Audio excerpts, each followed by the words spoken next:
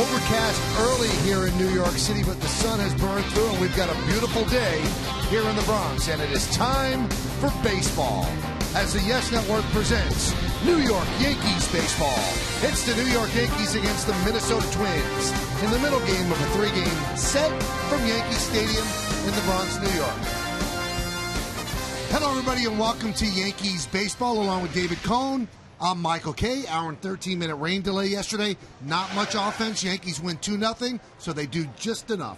Just enough, and at the right time, too. And if you're Hiroki Kuroda, timing is everything. He came back and actually pitched an inning, and he's the pitcher of the record as of now because Gardner slashes a single to the left, and here comes Cruz around with everything he's got, beats the throw, and just to add a little insurance, Robinson Cano once again beats the Twins. C9 ground ball up the middle. Gardner trots home. 2 runs was all Kuroda needed, and he got help from the bullpen as well. The Yankees love playing against American League Central teams. They're 17-5 this year. They average about 6 runs a game, 27 home runs. They pitch to a 3.18 ERA. That bottom line in yellow, that's how they break down against all of the teams. Let's look at today's New York Lottery pitching matchup. Samuel Deduno will get the start for the Twins, and for the Yankees, Phil Hughes, who's 4-8 with a 4.55, and he's steadily been pitching a little bit better. Yeah, you're seeing that ERA come down, and Phil Hughes getting better command of all his pitches, although he did run into trouble early in this game. It's kind of the old bend, but you don't break, as Billy Butler shoots him to right. He got porched there. That's a Yankee Stadium home run, hitting the right spot. And then Lowe had a good series against the Yankees as well. A young outfielder for the Royals, slashing double to the left. And then Phil Hughes started to finish hitters off. That's been the problem all year. He can't finish off the rain, though, and that's going to shoot his day down. But Phil Hughes much better as of late. He's got to really pay attention today to the M&M boys of Minnesota.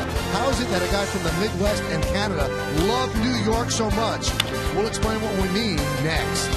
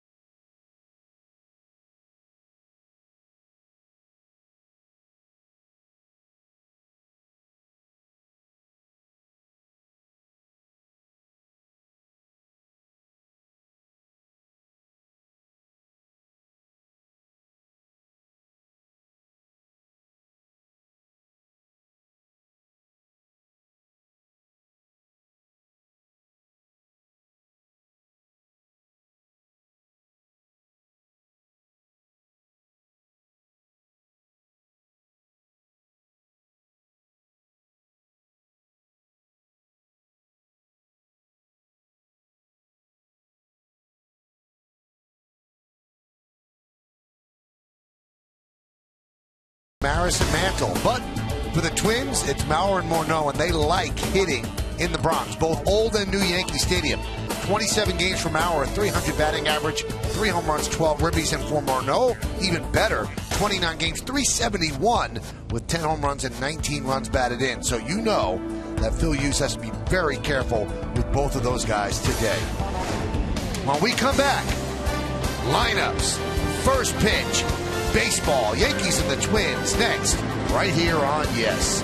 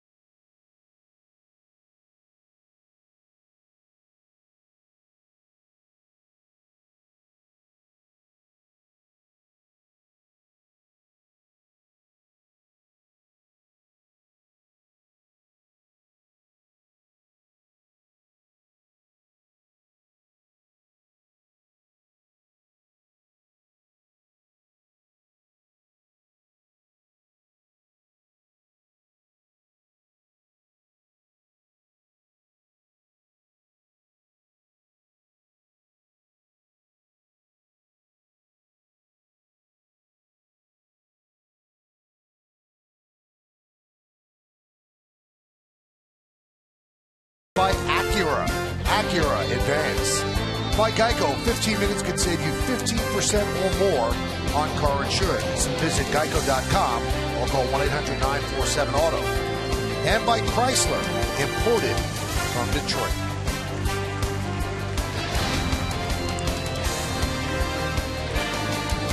Well, the Yankees have won 3 in a row. And with the wind whipping slightly here at Yankee Stadium, the Yankees take the field. So why don't we take a look at the Minnesota Twins starting lineup. Brian Dozier at second base will lead off. Batting second and DHing, it's Joe Mauer.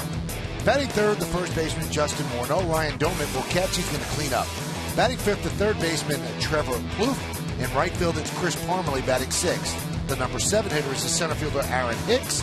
Cleet Thomas in left field will hit 8th. And batting 9th and playing shortstop, it's Pedro Florimon.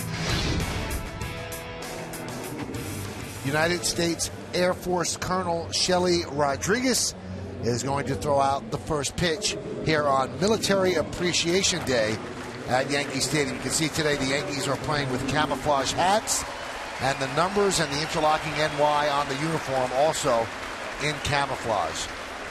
So the Colonel comes out to the mound, has a word or two with Phil Hughes, and now she will make the warm-up toss. She is going to go right from the top of the mound.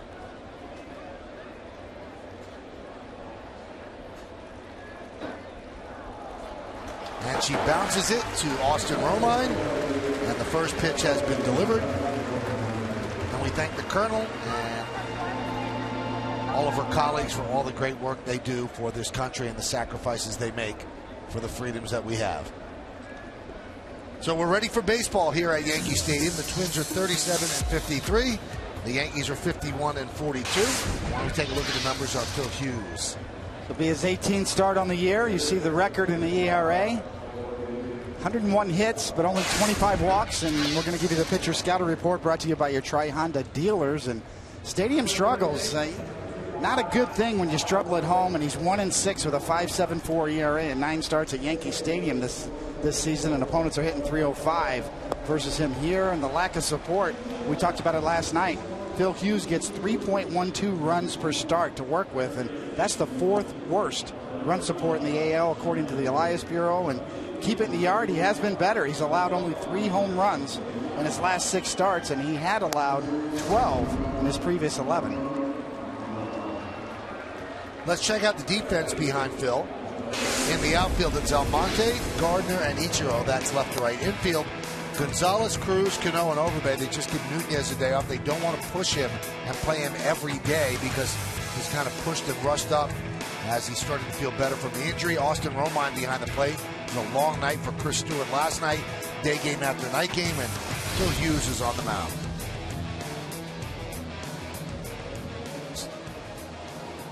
Yankees baseball available in Spanish by hitting the SAP button on your television. SAP is brought to you by Infinity. Sloppy night last night. A lot of rain. Actually held the game for an hour and 13 minutes in the bottom of the 4th inning.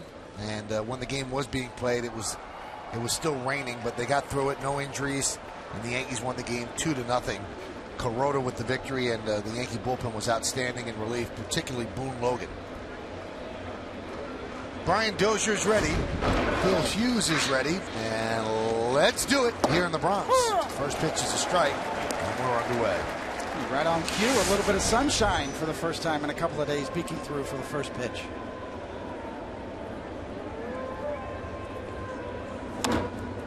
High pop-up. Shallow left. Cruz back. He makes the call and makes the catch.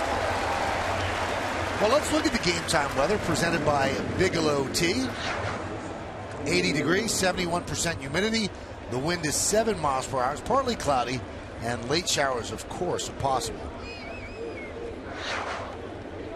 An interesting choice for Girardi, deciding to play Cruz at shortstop and Gonzalez, mostly a shortstop in his career, playing third base today. So interchangeable parts. There's Joe Mauer. He's the DH today. As great as Mauer and Morneau are, and we gave you their numbers against the Yankees, they don't particularly hit well against Phil Hughes. The Yankee right-hander has handled both of them fairly well.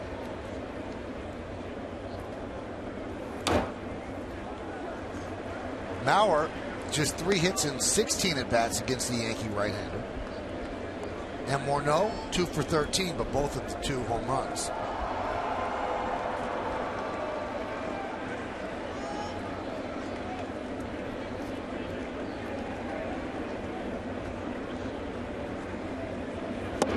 Strike 3.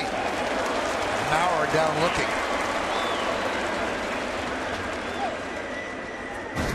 Well, this is the turnaround for Hughes. You know, you get 2 quick strikes and you finish them off. Catches Mauer looking. That pitch has got a lot of the plate, little backdoor slider.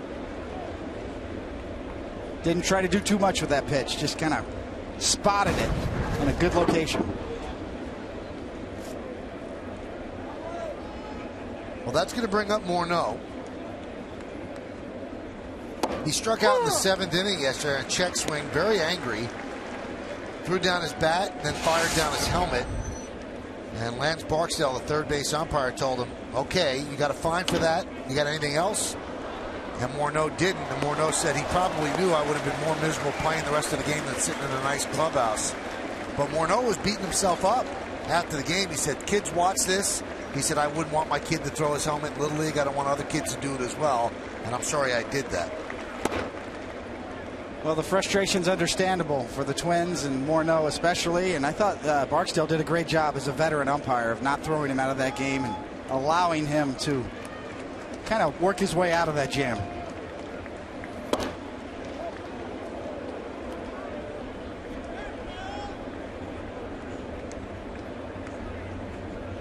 Those are the numbers we told you about against Phil Hughes. And the struggles continue. That's a strong first inning for the Yankee right-hander. He retires the Twins in order 1, 2, 3. Twins nothing, and the New York Yankees coming to bat.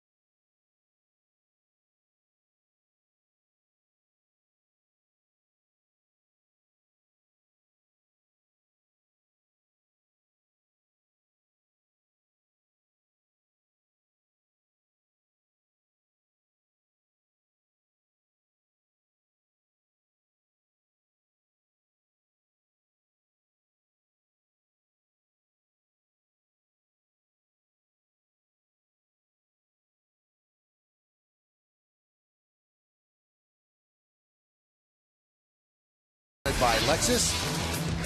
Brett Gardner in center field will lead off, batting second and playing right field Ichiro Suzuki. Robinson Cano, the second baseman, hits third. Cleaning up the DH, Vernon Wells. Lyle Overbay at first base will bat fifth.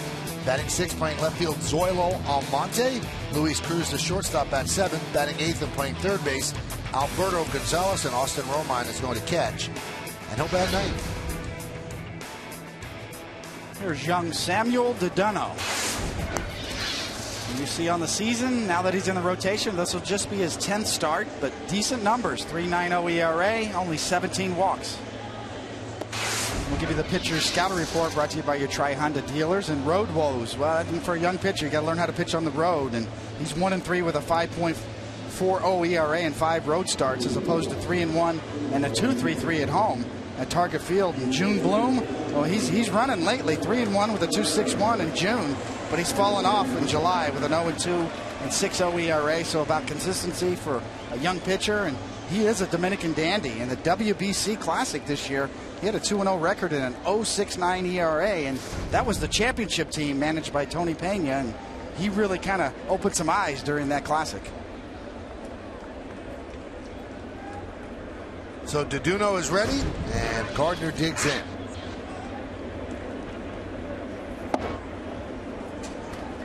Count 1-0.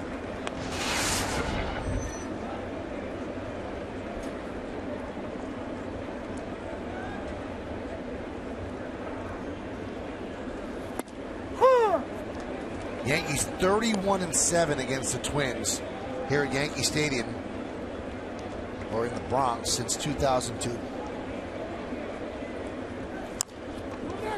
Chopped to first. Morneau takes it himself, one away. Joe Girardi was asked to try to explain it. He said, I really can't. He said there was one year I think we were 8-0 against them, and 4 of the games we won in extra innings. He said, I don't know. And I'm sure he wants the Twins to get out of town before they figure it out.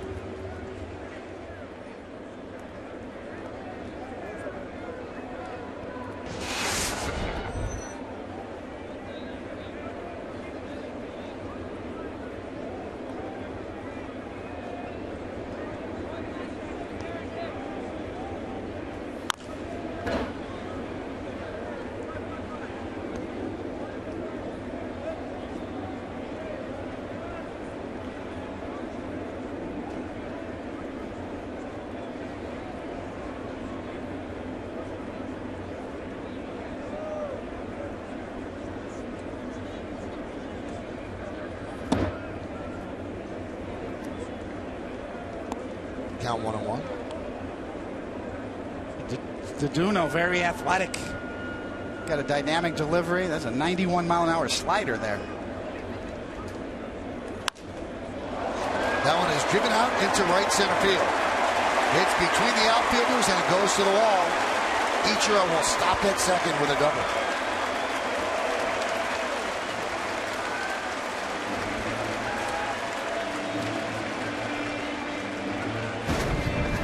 Oh, Ichiro gets one right out over the heart of the plate, right to his sweet zone.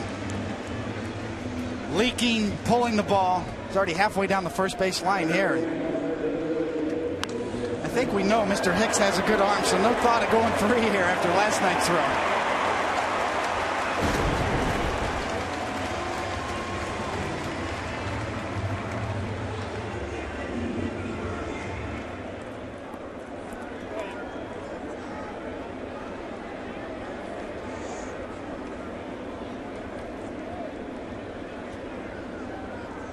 Here's Cano. He has a 7-game hitting streak. His average over 300 for the first time since the middle of May. Count 1-0.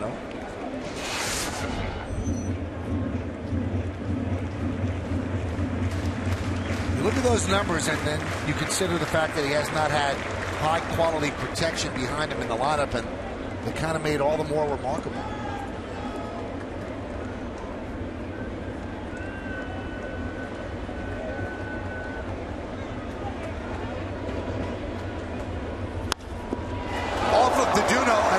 Center field. Ichiro around third. He's coming home. Hicks flips the ball into second. It's a base hit for Cano. And another RBI. And the Yankees lead 1-0. Well, this is going to bring out the trainer because it's a direct hit off the back of the heel of Duno on the fly. Shows you how hard that ball was hit. The ricochet went over the shortstop's head.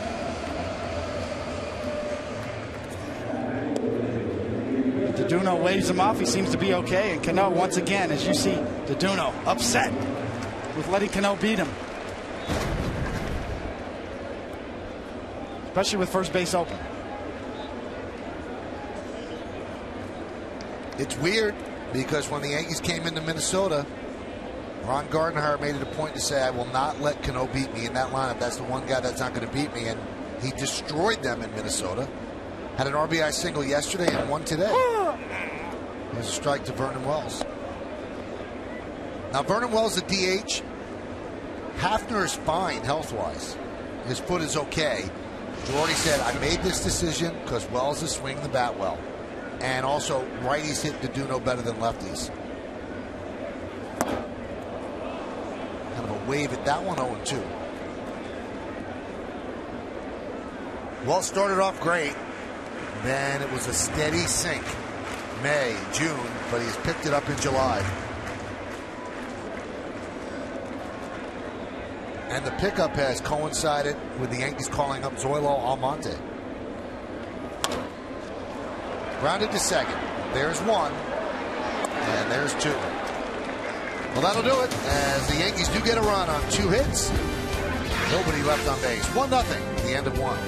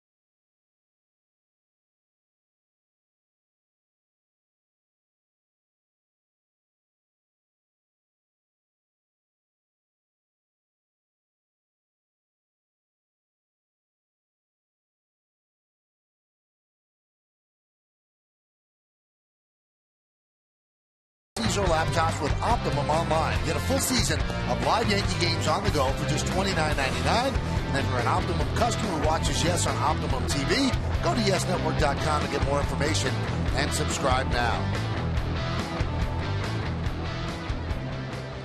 So a 6-4-3 double play off the bat of Vernon Wells ends the first inning, but the Yankees get a run. They're up over Minnesota 1-0.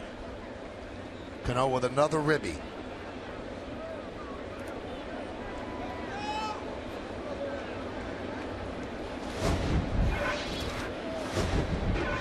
Ryan Domit. Domit's had some big-time success against Hughes in 9 at-bats. He has 6 hits.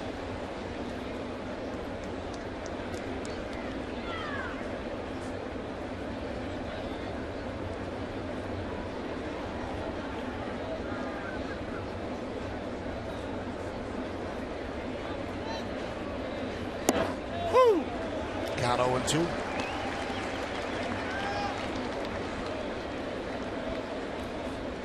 And Phil Hughes' forte all year long, getting to the 0-2 counts better than anybody in the American League this year, reaching 0-2.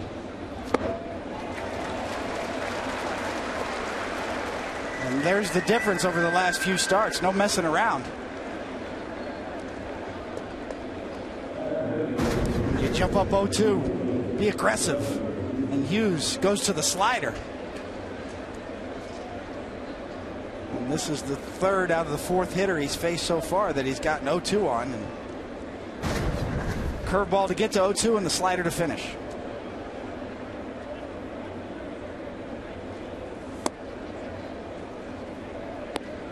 Count 1-0 to Plouffe.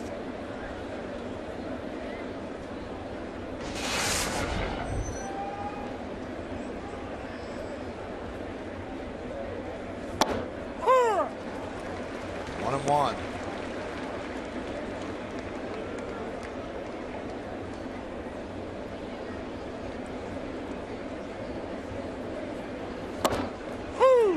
Working quickly, throwing strikes.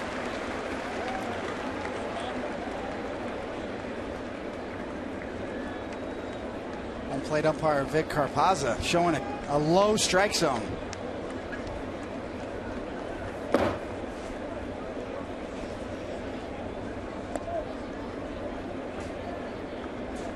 So Justin Morneau get rung up on a borderline low fastball, and certainly if you're pitching and you're taking note, you get the ball down, you're going to get rewarded.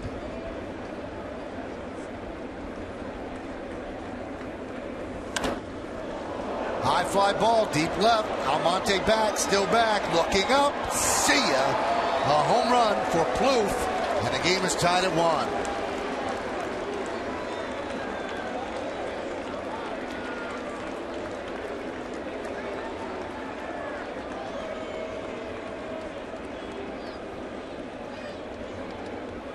Well, that's not getting the ball down, that's for sure. As you see, the target was down and away, and Phil Hughes' reaction tells you what you need to know, and that's going to be number 10 on the year for Trevor Plouffe.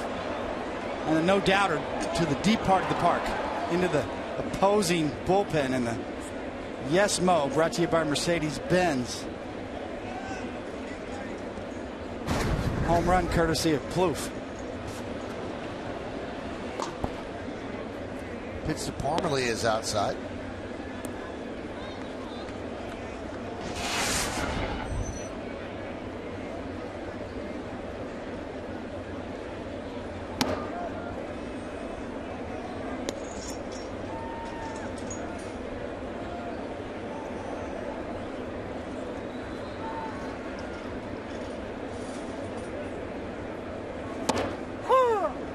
Two and one.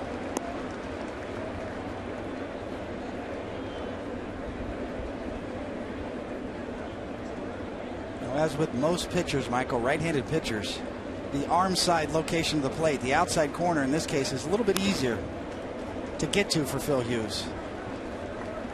The home run he gave up to Plouffe was designed to be down and away, which is the glove side part of the plate for a right-handed pitcher in Hughes' case, and that's always the one that's tougher to get to, location-wise. Usually when Phil Hughes gets burned, it's when he's trying to get to that location and he's a little quick and the ball drifts up and out of the plate. Foul tipped into the glove of Romine. Strikeout number 4 for Hughes.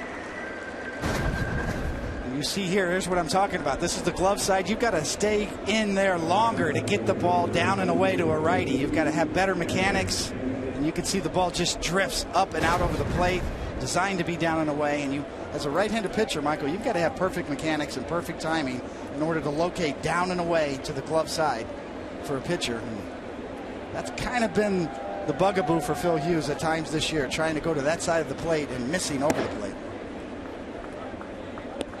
I always judge my mechanics warming up before the game on that particular pitch. Down and away is where it starts, and all your mechanics work off of that pitch.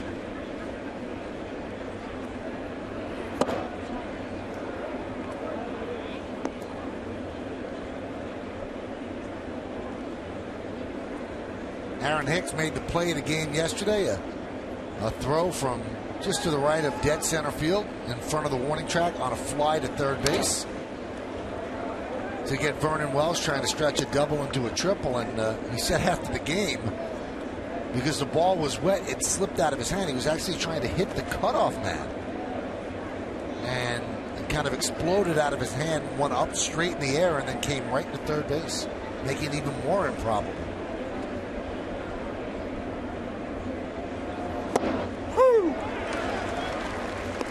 Here it is.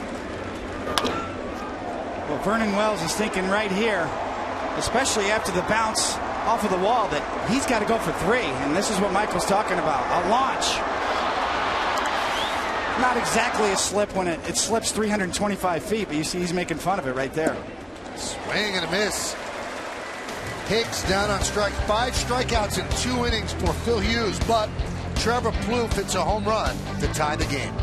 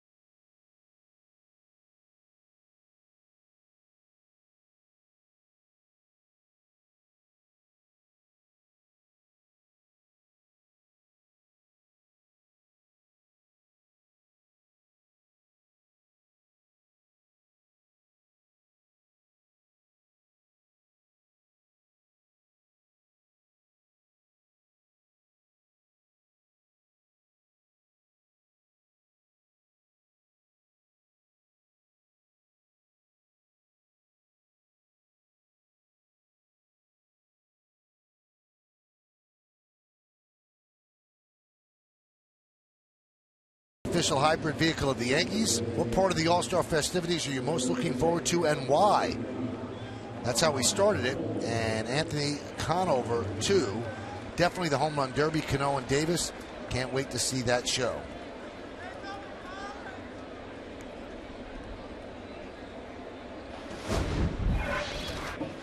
I guess the Davis he's talking about is Chris Davis of the Orioles, who had another home run last night. He has 35 on the year. And certainly the home run hitting contest during the All-Star game has just grown in popularity year over year. I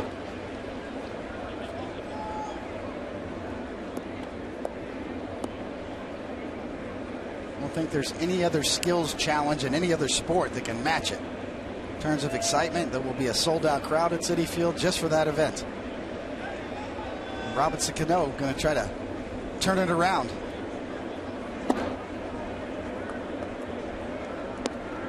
Won the home run hitting contest a couple years ago and then got blanked last year, so looking for a bounce back from Cano.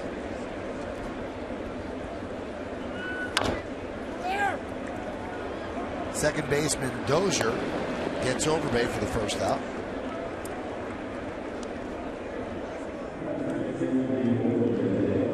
Speaking of all-star games and home runs, on this date back in 1971, 6 future Hall of Famers homered in the All-Star game in Detroit.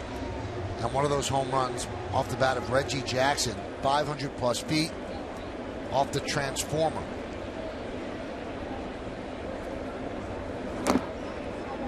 Now, hence the phrase light tower power. Here's Reg. Like the movie The Natural. Gonna knock out a few lights, and Reggie's not afraid to watch it. Reggie had light tower power.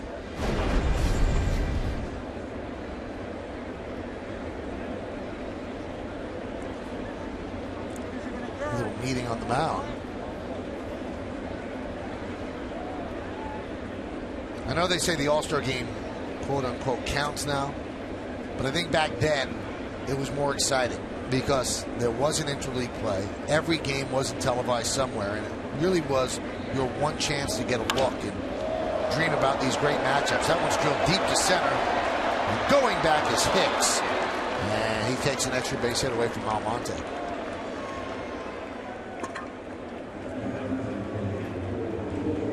Well, we talked a lot about the Minnesota Twins' struggles as of late, but they are a fun team to watch play defense, and Hicks, one of the better center fielders going right now. They have a lot of young athletes out there on the field that cover a lot of ground.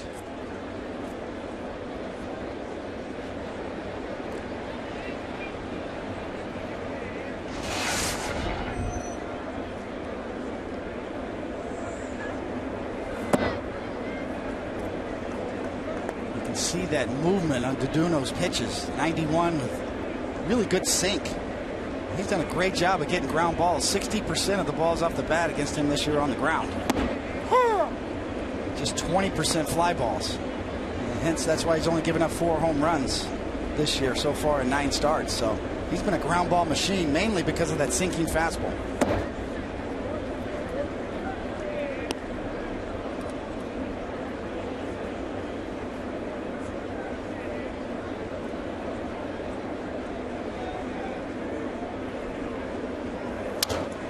Sounds like a broken bat.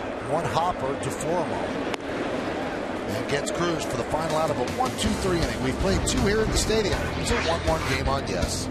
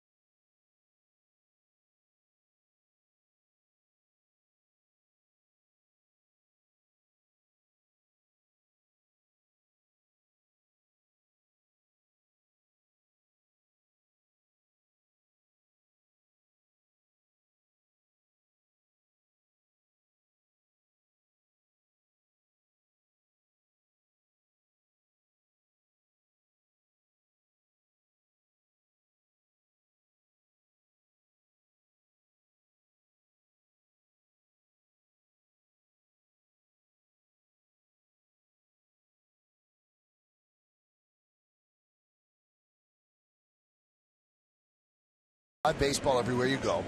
Available for iPhone, iPad, Android, and BlackBerry 10. At-Bat delivers Yankees baseball with live audio, pitch tracking, stats, news, highlights, and more. Text at-Bat to 31826 or visit Yankees.com for details.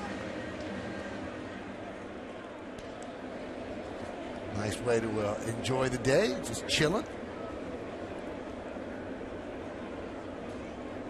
Down the right field line.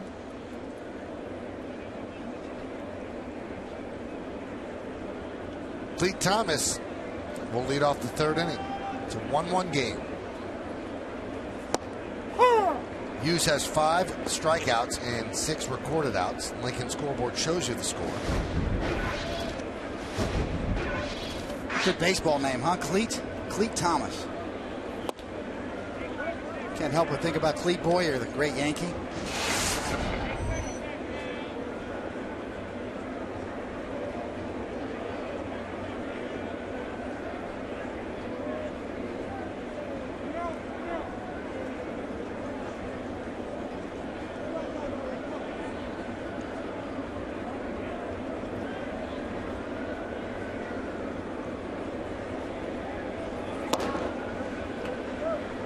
If you just tuned in wondering why the Yankees are wearing those hats, they're wearing the camouflage hats and the camouflage numbers and interlocking NY because it is Military Appreciation Day here at the stadium today.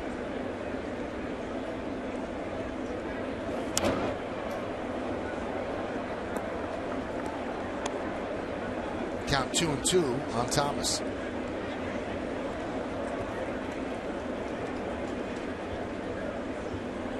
Usually they just do the hats, but you got the synced up uniform and style. Nice touch.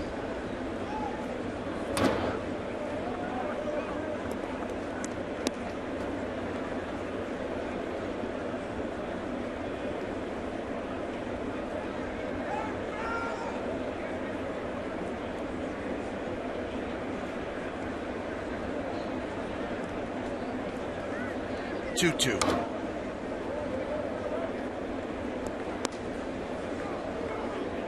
Michael, when I first broke into the big leagues, you were lucky if you got one uniform for the whole year. Nowadays, you got different styles.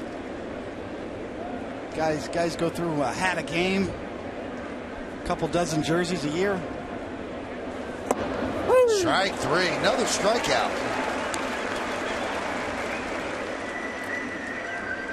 Before the game, the Yankees had a ceremony for Military Appreciation Day, and it honored all branches of service. Hal Steinbrenner, part of the ceremony and the presentation. Great unveiling of our American flag in center field during the national anthem.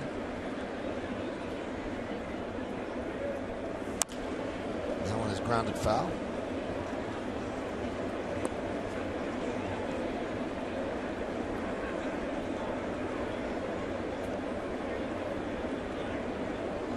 Nobody does a pregame ceremony quite like the Yankees, especially here at this stadium.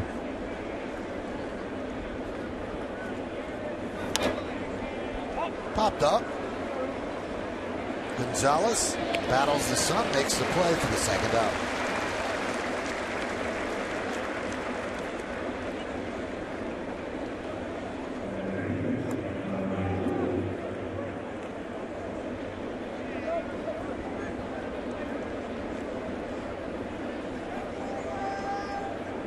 Going to have some infielders and outfielders shuffling for some sunglasses all of a sudden, because it was cloudy all morning and rainy all yesterday, and all of a sudden here comes the sun. Breaking ball strike to Dozier.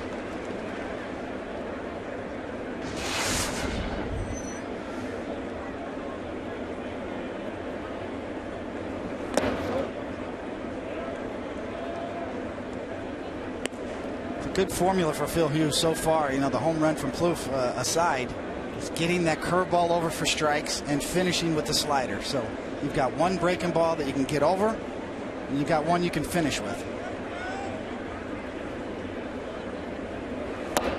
Woo! That one just clipped the outside corner, 1-2. And once again, Romine doing a good job back there with Hughes today. Hughes is yet to shake him off, and Romine doing a good job of framing pitches, especially the low ones.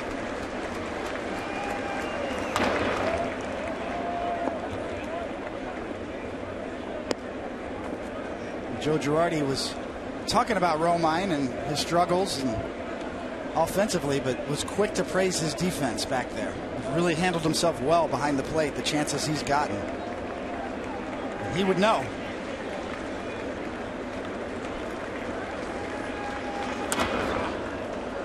Line to left field. Almonte is there. A 1-2-3 inning for Phil Hughes and the Yankees. We're going to the bottom of the third inning. It's a 1-1 game.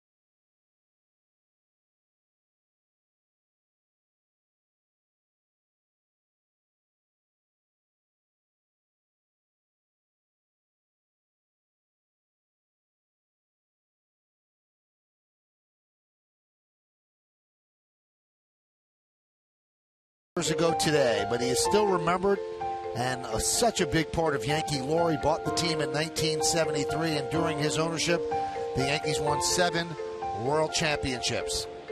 He is missed to this day, his presence, his swagger, the way he handled this team, the way he invested in this team. And 3 years ago today, we said goodbye. Alberto Gonzalez with a fly ball to center field. 1 pitch, 1 out. Well, you had dealings with the man. He was a presence, David, that's for sure. He really was, and hands-on. Had a coaching background. Was a football coach, and always really loved being around the locker room. Loved the interaction. Wanted to be a part of the team scouting meetings. Really, just was a coach at heart. He really wanted to be a part of the process. Certainly had a flair for the dramatic, too. There's an article today in one of the Minnesota newspapers by Patrick Royce, and he was talking about Old Timers Day that the Yankees had July 24th, 1978. He was here. The Twins were actually here.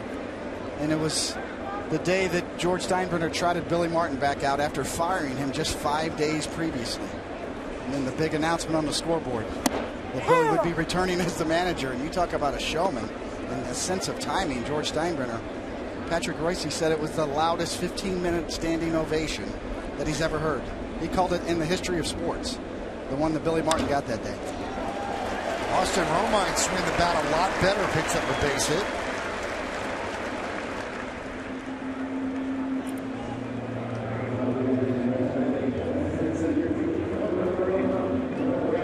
That announcement just took everybody by surprise. See the Lincoln scoreboard 1-1, and in the old Yankee Stadium, the runway up to the field, there was a bathroom just behind the dugout. And Billy Martin didn't get dressed with the old timers, and they actually had to sneak him into that bathroom as all the introductions were being made. And he hid in this tiny little bathroom until Bob Shepard announced, and coming back to manage the Yankees is Billy Martin.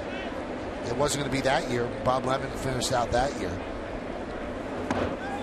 But it was very theatrical, and that's what George was about. Classic George, wasn't it? I mean, nobody else ever did that. And just the sense of the dramatic. George knew the importance of stars on the Yankees. He knew the importance of the battle for the back page. About keeping the Yankees in the headlines.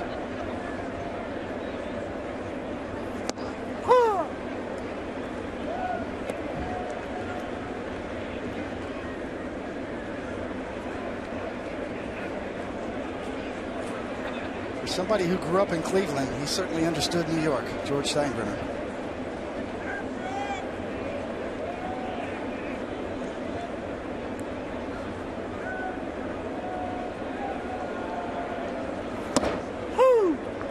Count 1-2. Well, he was told when he bought the team, he had a lot of Broadway producer friends, and they all told him, this is a star-driven town. We need stars. And George Steinbrenner took that to heart and made the Bronx into a little bit of Broadway. The 1-2. Fouled away.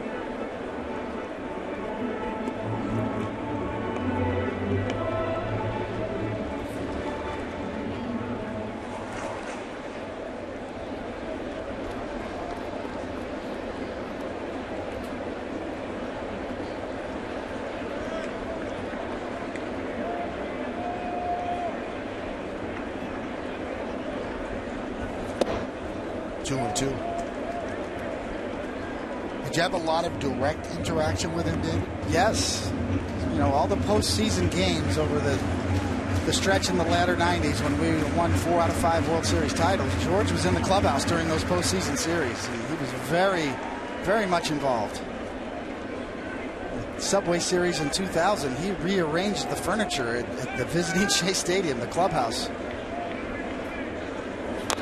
He didn't like the fact that there was Mets symbols on the chairs that the players sat in Shea Stadium in the visiting clubhouse. So he had a moving van come over and he brought in all Yankee blue and did remodeling of the whole visiting clubhouse for the middle 3 games of that World Series, and proceeded to sit there and watch every game on TV. It's the first one to show up and the last one to leave.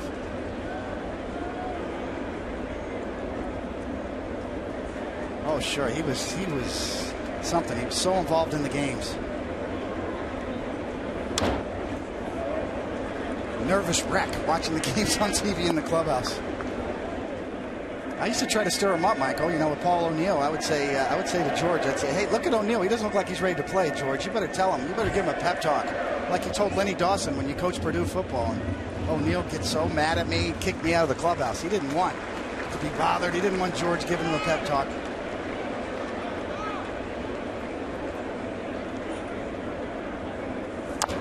Gardner shots one back to Duduno. They get the force at second. That's all they get as Romine goes in.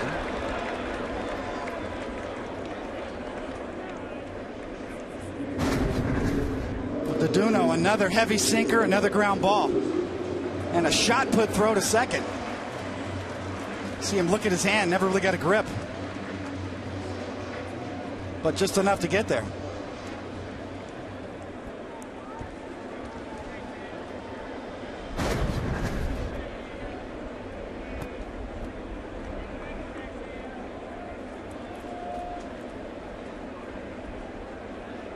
Here's Ichiro.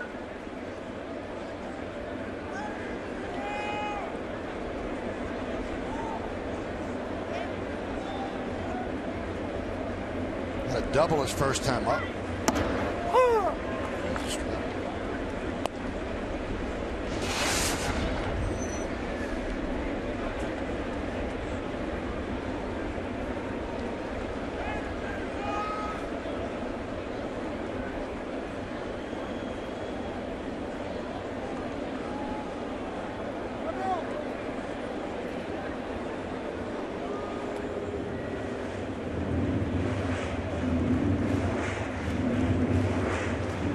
This copyrighted telecast presented by authority of the New York Yankees and may not be reproduced or retransmitted in any form, and the accounts and descriptions of this game may not be disseminated without the express written consent of the New York Yankees.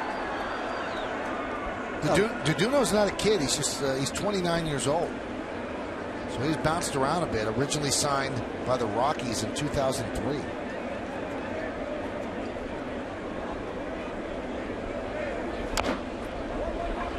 Back to Duduno. This one he underhands to Morneau, and that will do it. No runs a hit, and 1 man left. The late George Steinbrenner with Mariano Rivera back in the day in Tampa. We go to the 4th inning.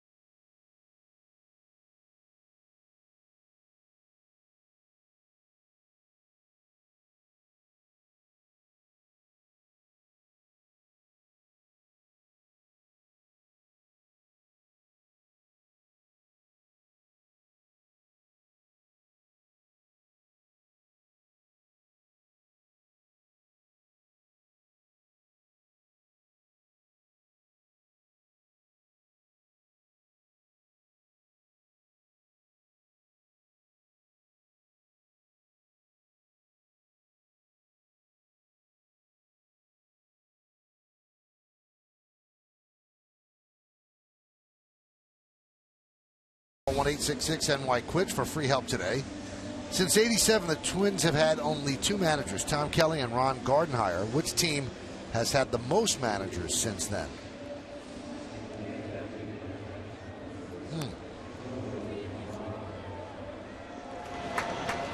Gardenhire's in his 12th year. And there was a story in the Minnesota papers yesterday that the Twins should put him out of his misery and get rid of him. And Terry Ryan, the GM of the Twins, who's actually here at the stadium with his team, said that that was not true. He has no intention of firing Ron Gardenhire this year. And that's really not how the Twins do business. They try to have consistency. And Tom Kelly was a great manager, won 2 world championships, and Gardenhire was on his staff. And when Kelly decided to call it quits, handed the baton to Gardenhire, and it's had a lot of good years. But a rough patch right now. This is the 3rd straight subpar year for the Twins. Well, inevitably, every manager is going to be asked that question. Are you on the hot seat? Are you worried about your job? And I think just about every organization should get a tape of Ron Gardenhire's response to that and use it as an example. Mauer laces one to left field. It goes up against the wall, fielded out there by Zoilo Almonte, and it's a double for Mauer.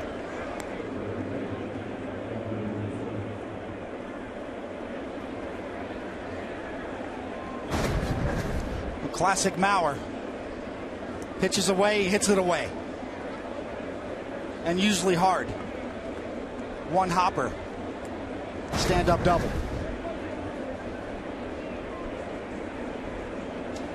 Anyway, Ron Gardenhire just couldn't have been more gracious in answering those type of questions. Are you worried about your job? Are you on the hot seat? Are you worried about getting fired? And the way he handled it, to me, was textbook.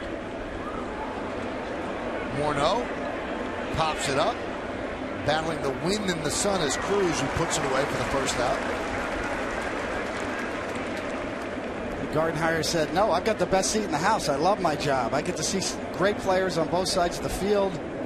I like my team. They're young. Yeah, we make mistakes, but we're going to be patient and give them a chance to develop. He thoroughly just handled that press conference so well. He's such a good guy, Gardy, one of the popular managers and baseball men around. Just a joy to interview and a joy to talk to and interact with. Puts the dome in his low.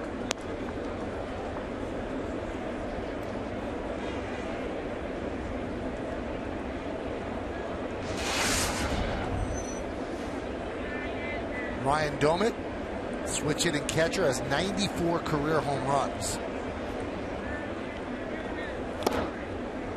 And that's 7th in big league history among all switch hitting catchers. So who's number 1? I think you all know him. Jorge Posada, first with 275 home runs.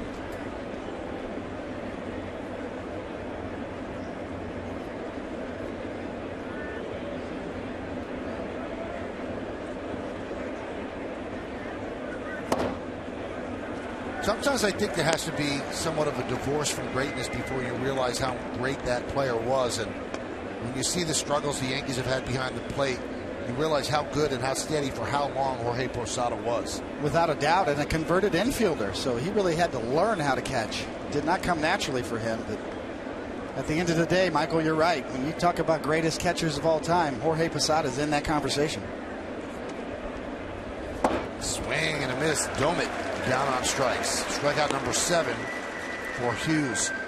Strikeouts have been a problem for the Twins of late. They have been swinging and missing a lot. Well, Phil Hughes has always had the get-ahead part down, but the finish part, very impressive today, and actually over his last couple of starts. Much more conviction when he gets ahead in terms of finishing hitters off. Phil Hughes came into this game leading the league in first pitch strikes, really the major leagues. Almost 70% of the time he throws a first pitch strike. Bloof hits a ground ball to short. Nice diving play by Cruz. He saved a run and kept the game tied. Nice play by Cruz, so the leadoff double does not hurt the Yankees. No runs ahead. One man left. We're going to the bottom of the 4th inning. All tied at 1.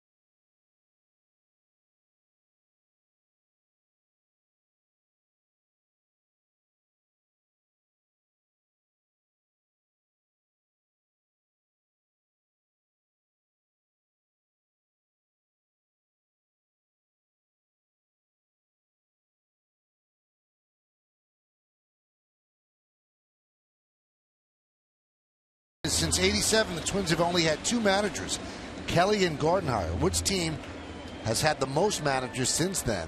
A little quick clue, National League team. And the answer is the Cubs, 14 managers.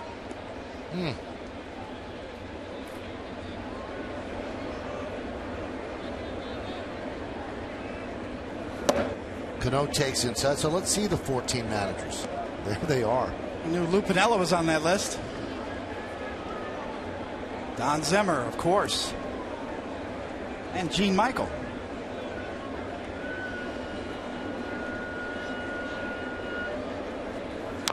You know what's amazing is the Yankees are always thought as the team that didn't have any consistency in the managerial ranks. And starting in '92, they've had 3 managers. Showalter, Torrey, and now Girardi. So a team that used to change managers constantly. The model of consistency now.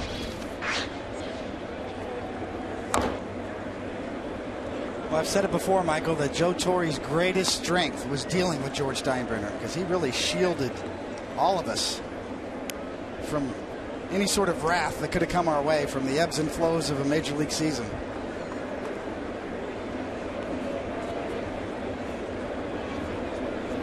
Joe Girardi, very familiar with Joe Torre, and learned a lot from him. Well, I think the brilliance of Torre, and I think you would agree, David, is that other managers that manage for the Yankees, as Cano swings and misses, would really cower in fear, waiting for that phone call from George Steinbrenner. And Torre used to make the phone call. If the team was struggling, he would call George Steinbrenner and say, "Wow, we're really struggling, boss," and make George Steinbrenner part of the process rather than me against him. And I thought that was the best way to do it. Absolutely. It was what George wanted. He wanted to be part of the process. Andy Pettit's been here during a lot of that as well.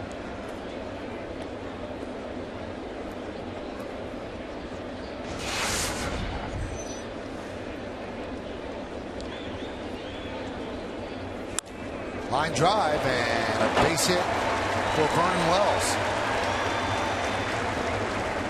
Vernon now 8 for his last 20. He really is starting to hit better. All right, it's time for the injury report, brought to you by Montefiore Medical Center, Inspired Medicine. Yankees have used a lot of players and put a lot on the DL. And here is the total: 44 players used this season.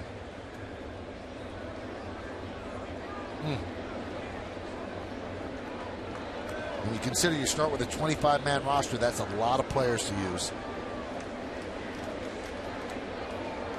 It's sort of been a case study in roster maneuvers this year. On the roster, 40-man roster, off the 40-man roster. Move a guy to the 60-day DL. 15 players went to the DL, 18 different stints.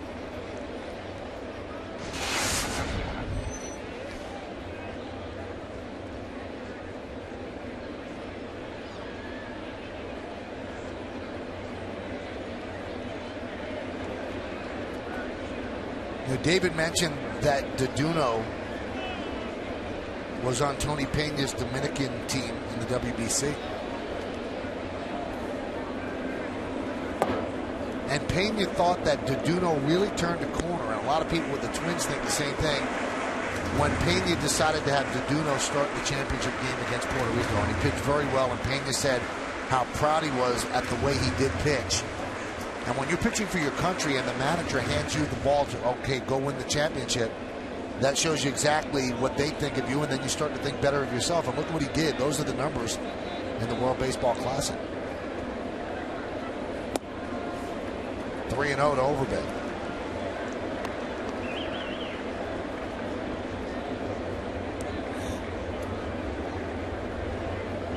Now Rick Anderson, the pitching coach, trying to just keep that going, moving them forward.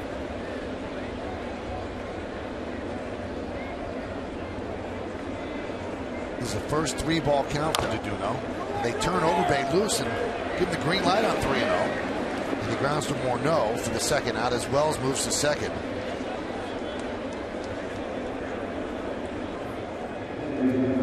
Twins pitchers have certainly not been great, specifically the starters. Last in innings pitched, so that means they get knocked out early. Last in ERA. Then the bullpen's done a nice job, David. You really can't complain about that. But you end up going to the bullpen too much. You end up losing because of that. I wouldn't be surprised if the bullpen starts to run into some trouble in the second half because of all the innings they've pitched. No starters got 7 or more innings since June, middle of June. And that happened to be Deduno.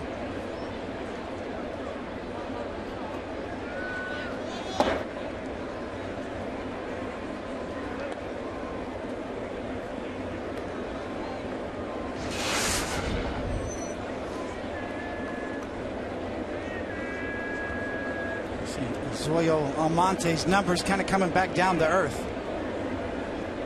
It still seems to be getting good at bats.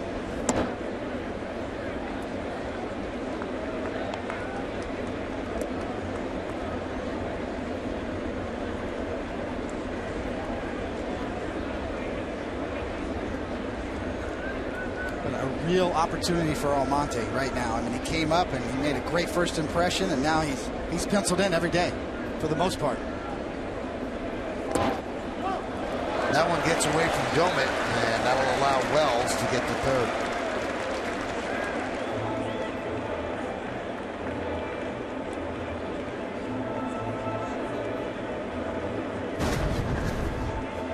On a 2-0, looks like a changeup, something off speed that he just yanks down and in. Not exactly where you're expecting it if you're back there catching, calling a 2-0 off speed pitch. No real chance to block it.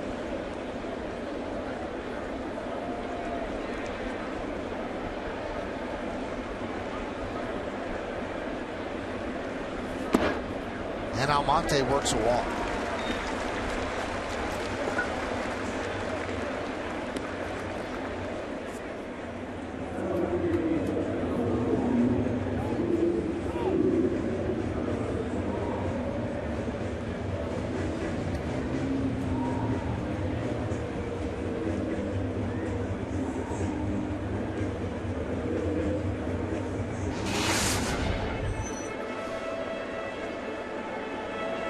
Cruz's, those are his overall numbers.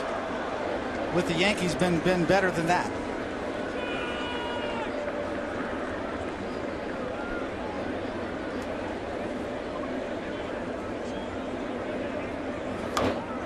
Foul back to the screen.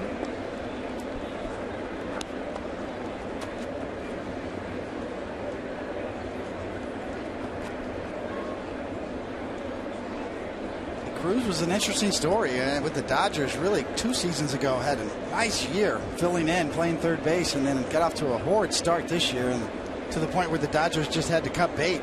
And the Yankees pounced, and Cruz has new life here. Runner goes from first. That one's a pop-up down the right field line, and it will fall untouched as Parmalee couldn't get there.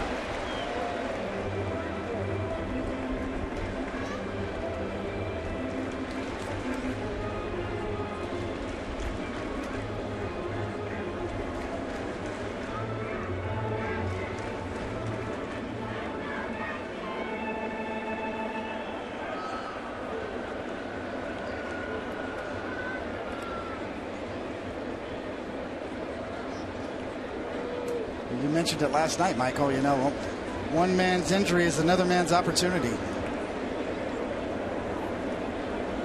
Cruz, second life here in the Bronx. Runner goes. Throw to second. They got him. He does not score. The runner did not cross home plate before the tag was made. So the Yankees tried the old double steal. And the Twins took the out at second. They thought they could make it. And they tag out Almonte as we go to the fifth.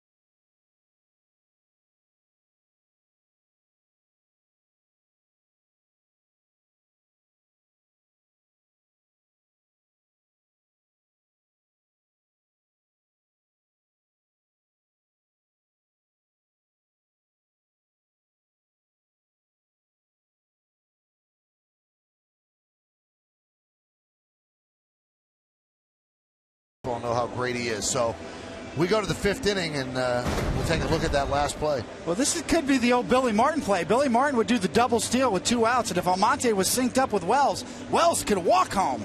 If Almonte just stops and doesn't get tagged, watch Wells, a great read. He's leaking, and he's gone. He's going to make it. If Almonte would have stopped and waited to get tagged, that's an easy run. And you see the tag does come on the elbow on the Coors Light freeze cam. But Billy Martin loved that play. Parmalee with a pop-up to right field. In right center, Gardner makes the play. And there's one out. You know, Michael, Billy Martin would tell the runner, go out there and fall down halfway. The runner on first. You go out there and fall down, get picked off, and then let the runner from third try to score. Because if Wells touches home plate before Almonte's tagged, then that counts. And if you're watching home plate, Vic Carapazza looks up to the press box after the tag is made at second, and then just waves his arms to say that Wells did not make it home before the tag was made.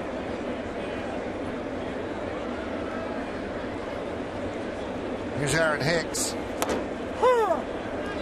It's a great play, especially with 2 outs and 2 strikes and runners on first and third. Great way to try to steal a run.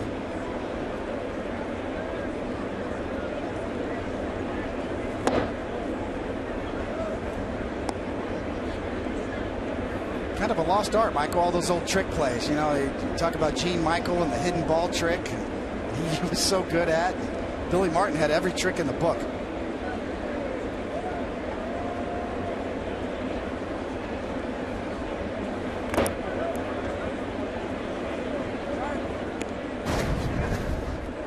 You've got to be synced up. Obviously, Almonte's got to be clued in that this is a possibility and something you discuss halfway there. And you watch right now, here comes Vernon Wells. And there's just no chance to get him. That's how close it was. But Almonte and Wells have to be on the same page and understand what's going on.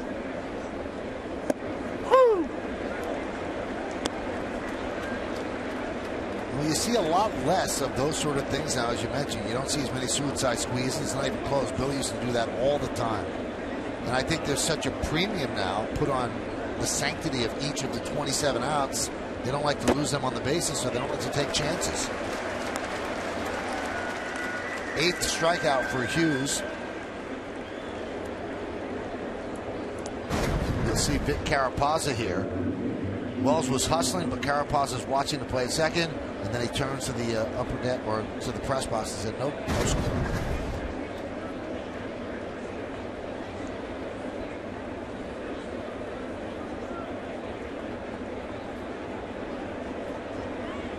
Here's Cleet Thomas. And there's a strike. Another first pitch strike from Phil Hughes.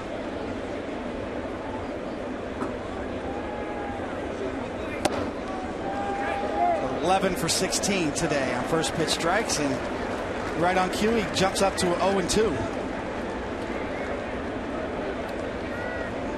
In the major leagues this year, 34% of all plate appearances against Phil Hughes have ended up 0-2 this year. It's only one guy better in the major leagues. That's Cliff Lee. Cliff Lee, the strike throwing machine for Philly, has a 41% rate of all plate appearances ending up in an 0-2 count.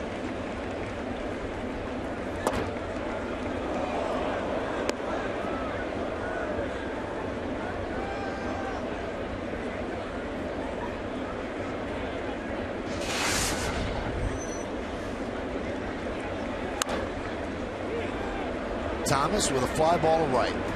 Shallow.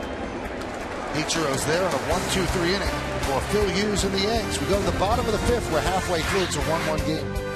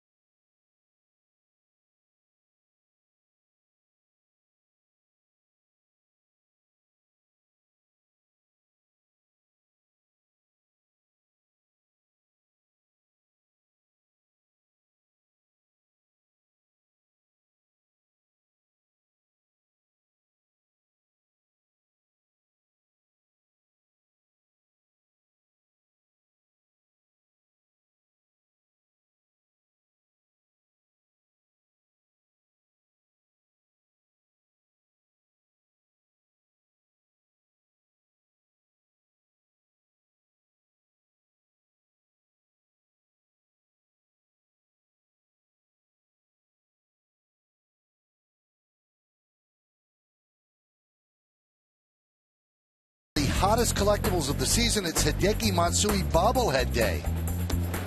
Luis Cruz takes a strike. That's right. It's the second one in the new collection series presented by AT&T. For tickets, log on to Yankees.com. Visit the stadium ticket window, Yankees clubhouse shops, or call Ticketmaster at 877-469-9849. 0-2 count on Cruz. It's a 1-1 game. Yankees with 4 hits, the Twins with 2.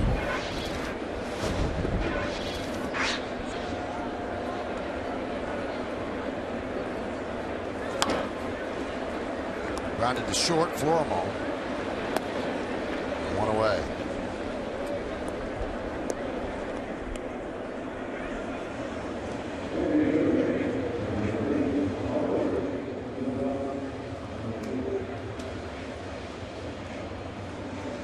Turned into a beautiful day here in the Bronx.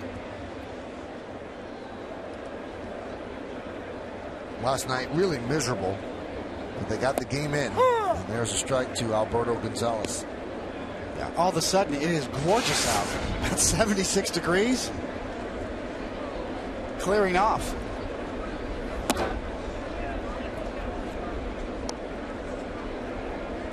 We almost should have to put on jackets and ties. It's so nice right now. We're in our hot weather gear. We're definitely under the barometer as far as over and under on shirts and ties or sports shirts. Which, the way I understand it, is your call, right? No, not anymore. That's been taken out of my hands. They took it out of your hands. Yeah. Woo!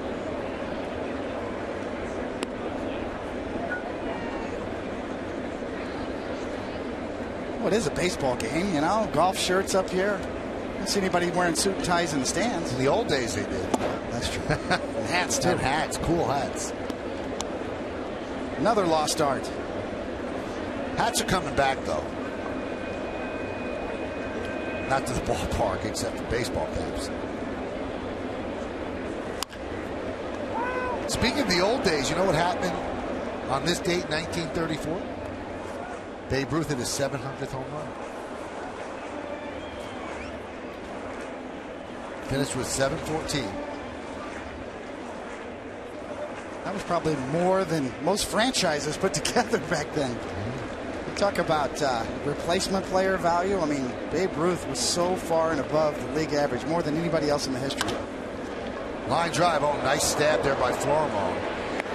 And he gets Gonzalez for the second out. Babe Ruth hit more home runs in some seasons than the entire league, much less another team combined. DeDuno, another ground ball. This one a hot one. We've talked about the Minnesota defense. Florimon, excellent at short, great range, along with Dozier at second, and Hicks up in center. Pretty good up the middle defensively.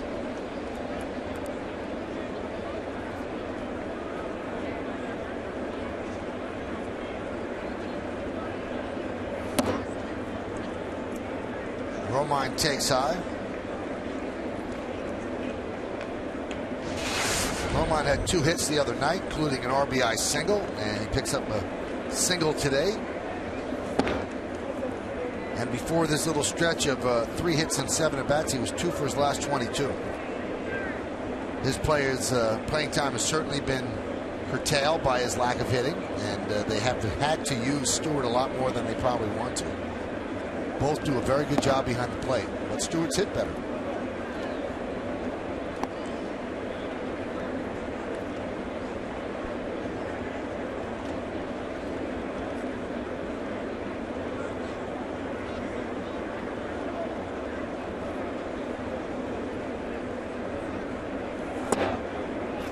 And they walked the number 9 hitter, Austin Romine.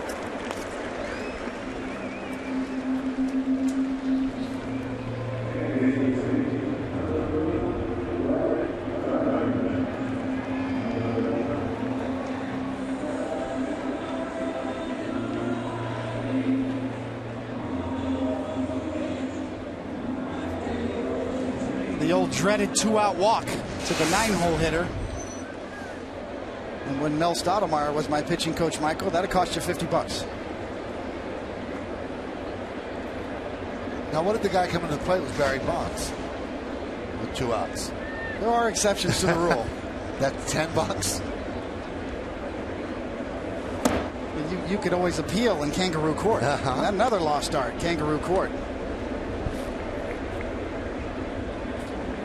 Kangaroo court was all the fines that their coaching staff would give the players, and then sometime before the game, somebody would play judge and usually put on a judge's robe, and then you could plead your case before kangaroo court in the clubhouse, just among the players.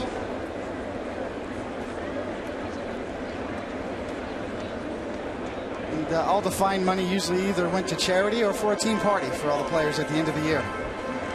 Now, were there lawyers involved, or did you plead your own case? You pled your own case. Although occasionally somebody would use somebody else to plead their case if there was a language barrier. Did you ever win in kangaroo court, or was it always you're guilty? You're usually guilty 99% of the time. Once again, there was always exceptions, and you could get fined for anything. Clothes you wore on the road, improper clothing, acting wrong, something you did on the field, forgetting how many outs there were. Base hit, center field. So Gardner with a 2-out single. Romine moves to second.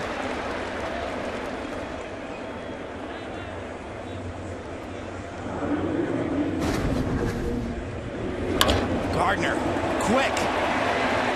Just a bullet right back up the middle. Right down the middle, right back up the box. Short and quick, and duck if you're on the mound. David, I would think that was a $50 walk. You walk a number 9 batter hitting about 160, and you've got to deal with Gardner and now Ichiro. Now you got a little trouble.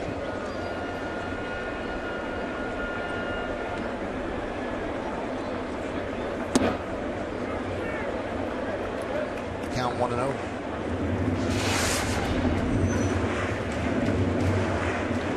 Best kangaroo court judge I ever saw, Wade Boggs. Full robe, had the wig, and the gavel.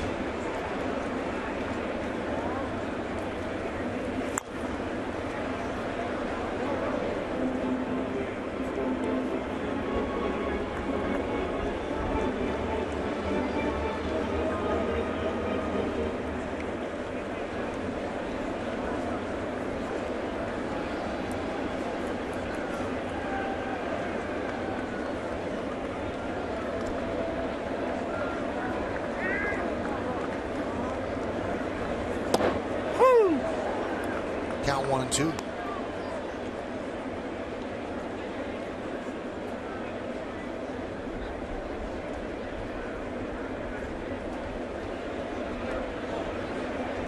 First and second, 2 outs.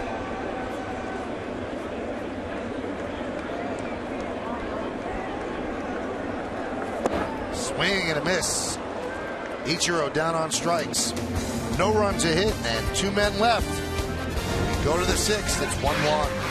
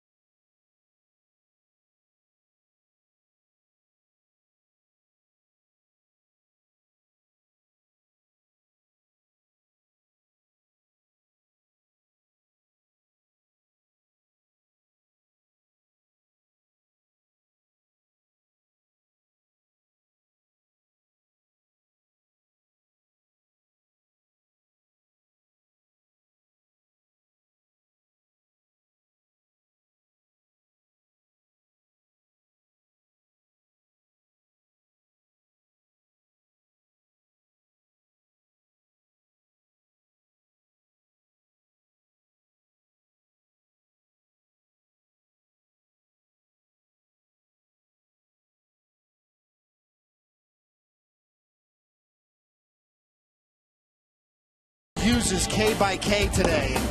He has really been sharp. A lot of these are sliders. There's a fastball at the knees. Good tight sliders. He's gotten ahead with his curveball. Finished off with sliders on all but 2 of these. A couple of well-spotted fastballs. There's one on the inside corner. And then back to the slider. And he's got it not only quick and tight, but right on the outside corner as well. So 8 Ks, 6 of them on sliders, 2 on fastballs looking.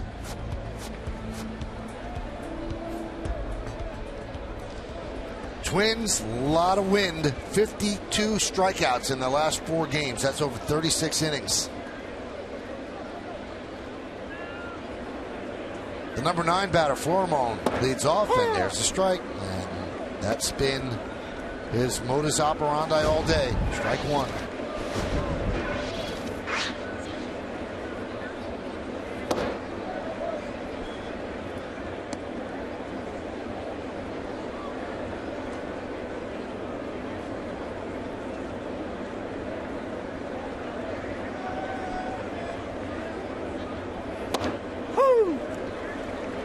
Really the tough part, for the Twins right now, and Gardenhire's got to have a lot of patience. Talking to General Manager Terry Ryan before the game. Florimon's a prime example. He's young, got a lot of talent, plays the shortstop position very well, very rangy, good arm. Just the patience with young players to learn on the fly in the big leagues. Very difficult, but Gardenhire are one of the best at it. They still feel like they've got the right athletes. They just need a little more patience. They've kind of lost their way as of late. Florimon's got a lot of talent. If he can figure out the offensive side, he's certainly got the defense figured out.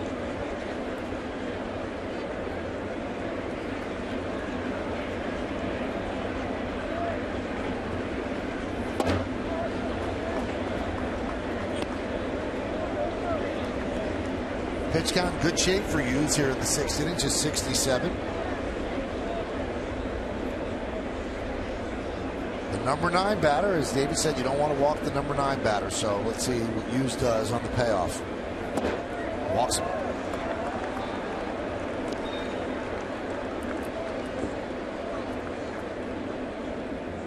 Back to the top of the order, and Brian Dozier.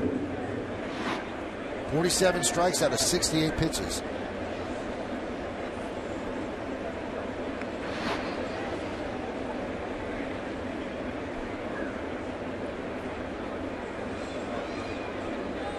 Certainly an opportunity for Minnesota to do anything they want here. Dozier, good bat control, although a little pop too with 8 home runs, and Florimon with some good wheels.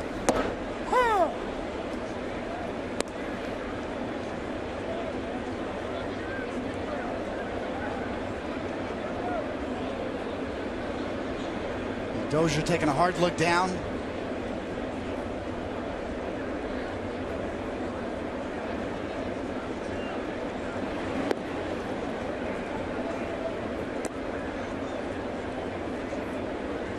Tough spot, for Dozier. Now that he's down 0-1, do you try to give a chance for Florimon to steal? Now you try to hit behind him, potential hit and run. What do the Twins do? Swing and a miss.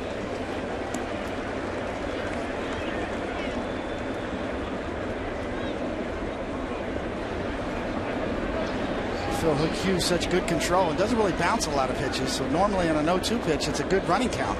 Anticipating something off speed down and out, but Phil Hughes has been difficult to steal on, and usually around the plate.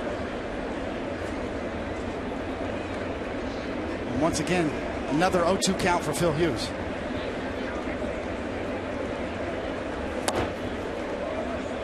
Not a bad pitch on 0-2.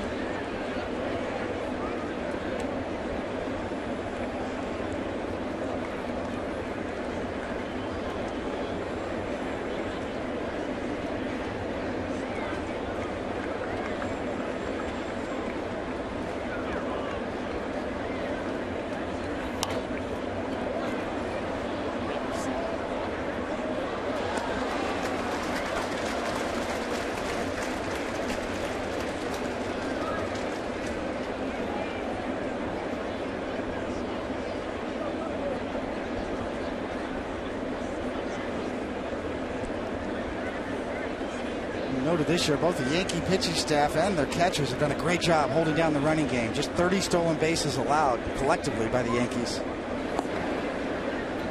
15 of them have been caught. So just a 50% success rate overall against the Yankees.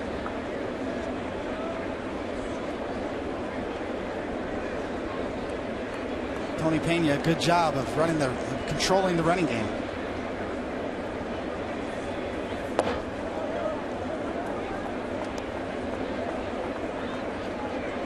Bill James, the godfather of sabermetrics, used to throw out a number that if you're going to steal bases and you talk about outs on base and giving up outs, is you better be above 70% success rate. Probably closer to 80% for it to really make sense to try to steal bases. Swing and a miss. Strikeout number 9. That'll bring up Joe Mauer. We're going to take a look at the Chrysler Hitters Scouting Report from Mr. Mauer. 6-time All-Star. Mauer will be an All-Star again for the 6th time in the last 8 seasons, and nearly identical. Well, home, road, he's .319 batting average at home, .318 on the road. He is Mr. Consistent. Just a great hitter, great approach. But the rising K total, sort of different. He was such a hard guy to strike out when he first broke in, and not really known for it. But over the last 2 seasons, he struck out 161 times in 233 games, as opposed to just 91 times in 219 games the previous 2 seasons. So kind of going out of the strike zone a little more now. Maybe feeling a little more pressure to try to drive in runs. And see today, 1 for 2 with a double. That .402 on base percentage as well. He's always had a great eye, but I get the sense maybe he's feeling a little pressure to try to be a little more aggressive.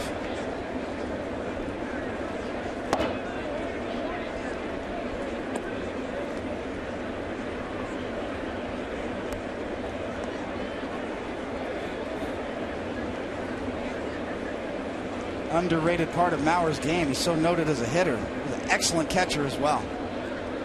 Both calling games, receiving, framing, and throwing. That one's driven out to left field. Lamonte makes the play for the 2nd out.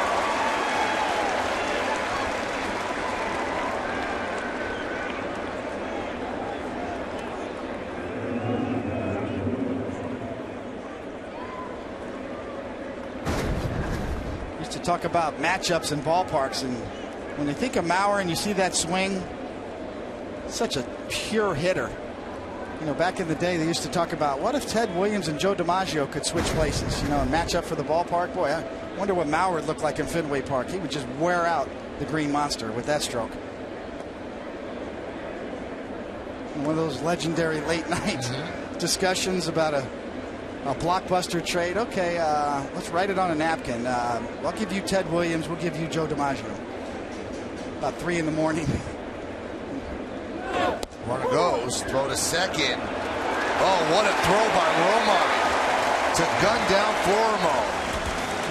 You get thrown out with Justin Morneau at the plate. Not a great baseball move, but a great throw by Austin Romine. And a perfect tag. We're going to go to the bottom of the 6th.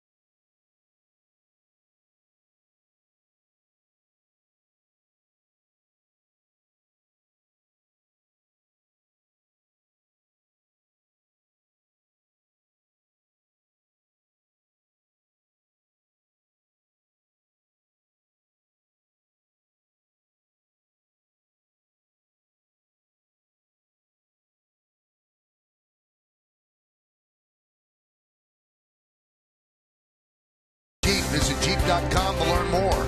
By Turkey Hill, the official ice cream of the New York Yankees. And by your Tri-Honda dealers. Hurry to your local Tri-Honda dealer for great deals on the 2013 Pilot. Well, they are late arrivers to this ball game.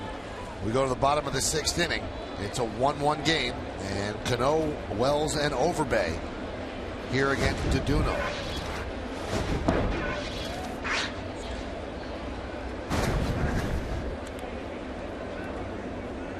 Well, that's what you call getting pegged.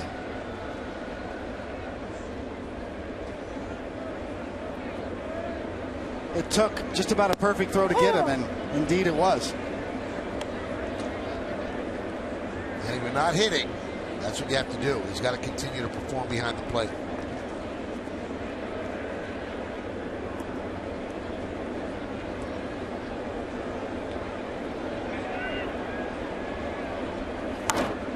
Cano drills one foul. Nice play by the ball boy.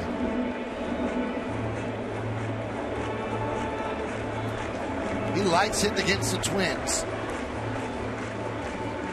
474.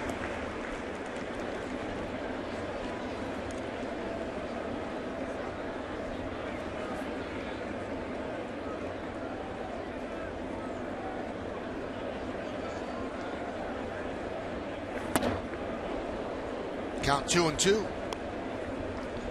Cano has driven in the only run against Duduno. Ichiro doubled with one out in the first, and then Cano, a single to center field, drove him home. And Plouffe with a home run in the second. That's the only scoring in the game so far. The 2-2.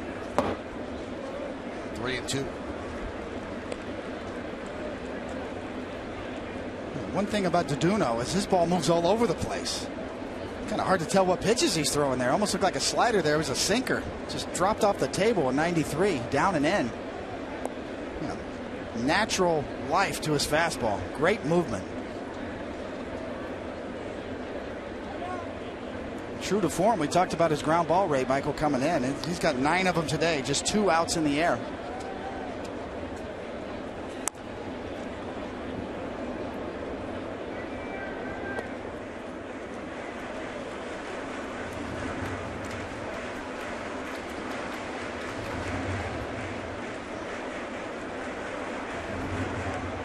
In some ways, this has kind of been a blessing for Cano, because as with Robinson Cano, as our colleague Paul O'Neill always says, with Robbie, it's about just getting good pitches to hit. And when he goes outside of the strike zone too much is when he gets into trouble and goes into some sort of slumps. And Cano kind of forced to be more patient.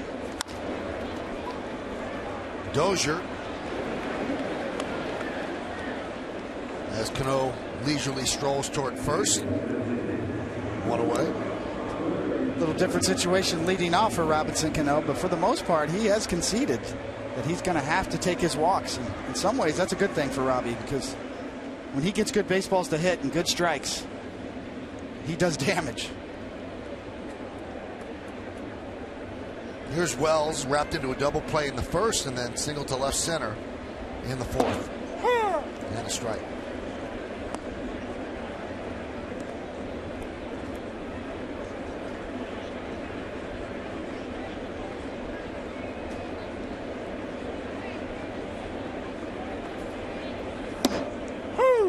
Another strike.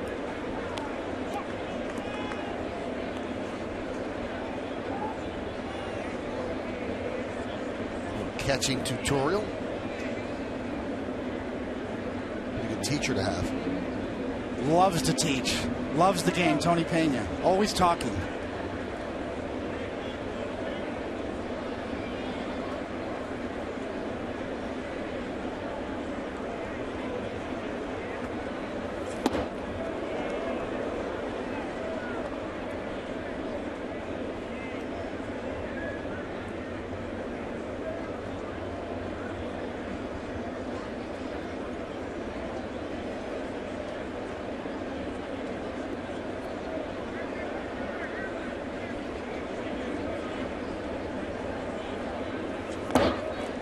Chases a pitch out of the zone for the second out. Let's check out the McDonald's upcoming schedule. One more game in the first half. It's tomorrow, a 1:05 start here against the Twins. Then the All-Star game is Tuesday. You could watch that on Fox. 4 days off for most of the Yankees. And then they all started off again with a 3-game series against the Red Sox at Fenway Park. We'll have the first one on Yes on Friday the 19th. Then Saturday it's on Fox. Sunday it is on ESPN. But following those games, we'll have Yankees extra innings right here on Yes.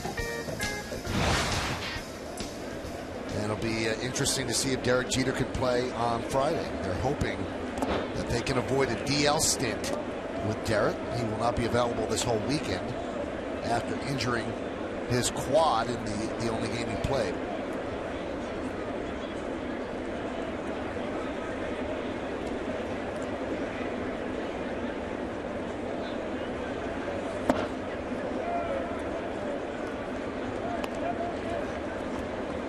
I'll be making that drive up there Friday night to Boston, Michael. I mean, Thursday night, rather. You make it a Friday, you listen to John and Susan on the way there. Oops, I'm supposed to be there. Michael Kay, alone in the booth. It's not the first time that's ever happened, right? No, I have never been alone. Kenny was solo once because O'Neill decided to fly to Baltimore day of, and there was trouble with the plane. And got hung up. Yeah, so it's just Singleton doing the game himself. Yeah, he had his Vin Scully moment. I've never had that. The 2-1. That was the only one announcer game in Yes history.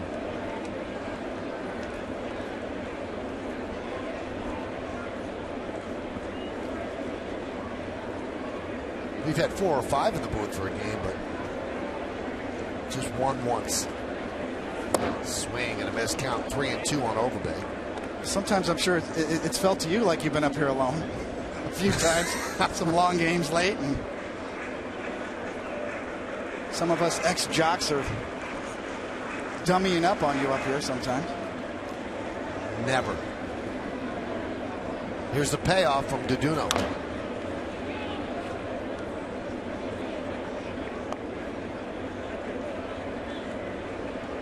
A lot of people out there that prefer the silence. Less is more sometimes. All right, let's lay out for the 3-2 pitch on Overbay. This is for you quiet lovers. Sounds of the game.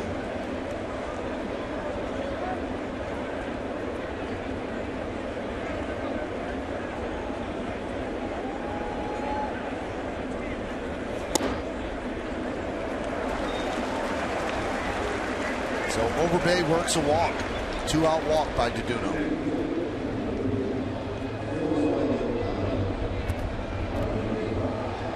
That guy right there is an excellent pitching coach, Rick Anderson, and actually was part of the trade that sent me, the young Royal, to the Mets.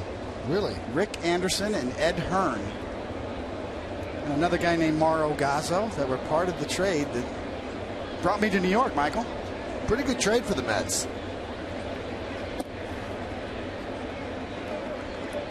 Rick Anderson was a good reliever, you know, sinker slider guy, valuable middle relief. He's turned into a really good coach. Now, what did they get back for you when they did? That was a Jeff Kent deal, right? No. This is the first trade. When when the Mets traded you. When the Mets traded me, they got Jeff Kent and Ryan Thompson. And you were good trade bait. Jeff Kent ended up almost a Hall of Famer, actually, if you look at his numbers offensively. Ground ball to second. Nice play by Dozier, and that will do it here in the 6th. No runs, no hits, no errors, and 1 man left. Let's go to the 7th. 1-1.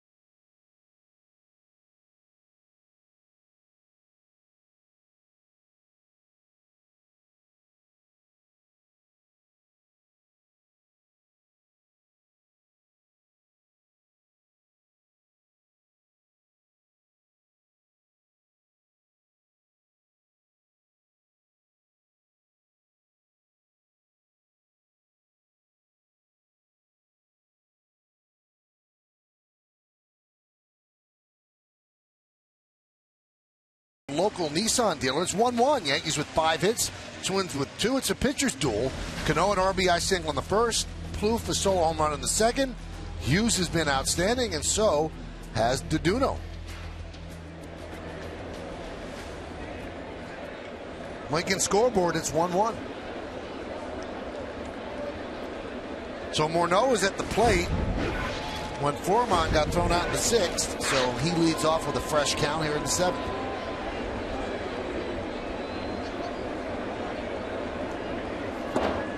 You know, talk about horses for courses, how Maurer would be great at Fenway Park. I was talking to Ron Coomer, former Yankee, who now is a broadcaster for the Twins. And he said his power numbers, Morneau's power numbers are down. He said, but a lot of it has to do with the size of the new ballpark. And then he looked at it in the field. He goes, he would own this place. He said he has the perfect swing for this ballpark.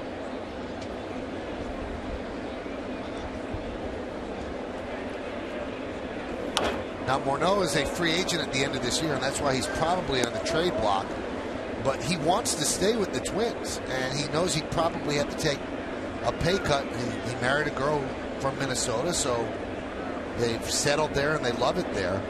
But do the Twins want him back at any amount of money? Does a rebuilding team really want to invest in a veteran? And he missed a couple of years with concussion problems that really, just took him out of the mix completely. He was having a lot of problems bouncing back, but when he plays, he is something else. He's a former MVP.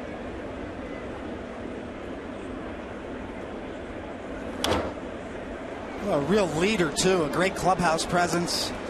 We mentioned the WBC and Tony Pena managing the champion Dominican team, but Morneau was the leader of the Canadian team and really showed a lot of pride and rallied that team together.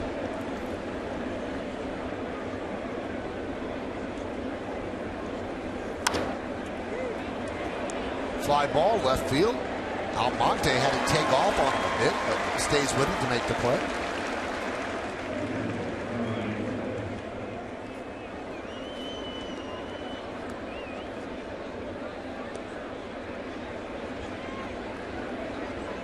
It's another good slider on the outside corner to a left-handed batter from Hughes there.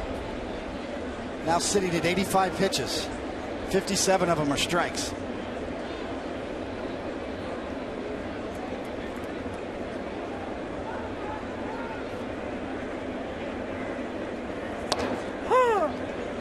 A strike to Domet.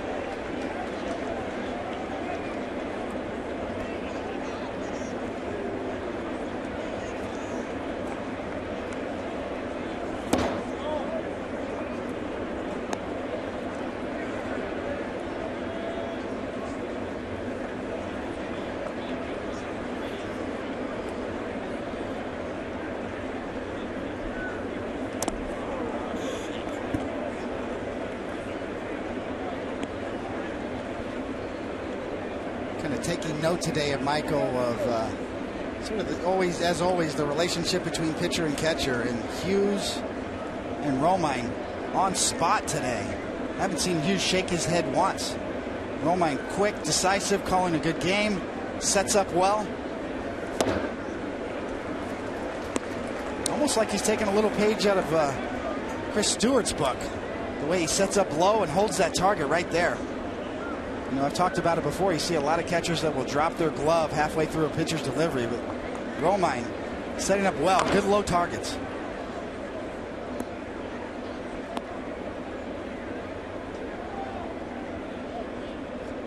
Some of that depends on the pitcher's delivery. Some pitchers will look down in the middle of their delivery to the home and then pick up home plate or the target late. Phil Hughes not that type. Pretty much keeps his eyes on his target the whole time. That one is drilled to right field, and that ball is gone. A bullet into the short porch and right to give the Twins a 2-1 lead.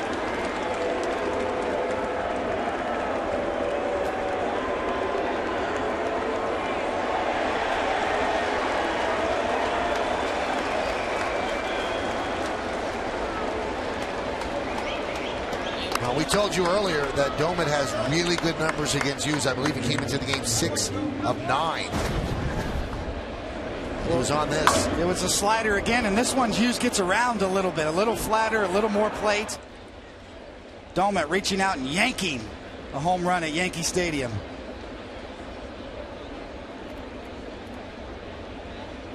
Line drive right to the third row almost.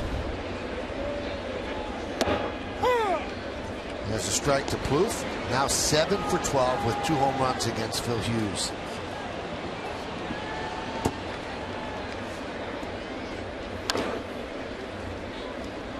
Cruz backhands and gets Plouffe for the second out. The home run has been the bugaboo for Phil Hughes, and this ballpark is unforgiving to a fly ball pitcher who makes a mistake. It's not going to stay in the yard. It's just not. He's been so good at throwing that slider right there on the outside corner, and Michael was a pitcher who featured that pitch quite a bit in my career. The margin for error is slim. Either it's on the outside corner or you miss away. If you pull that backdoor slider over the middle of the plate, it just speeds up the left-hander's bat, and it can cause damage. I still remember one I threw to Jim Thome in the playoffs against Cleveland one year that ended up in the upper deck at the old stadium in the clinching game of the '98 playoffs. Trying to throw that backdoor slider and just yanked it over the middle a little bit, and I still hear the sound in my sleep sometimes coming off of Thome's bat.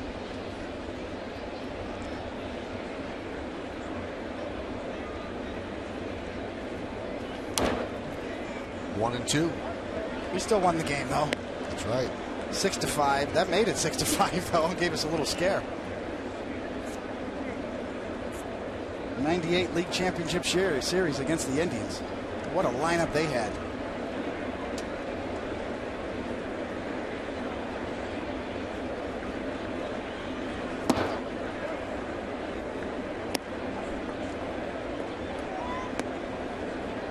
Phil Hughes been very good today.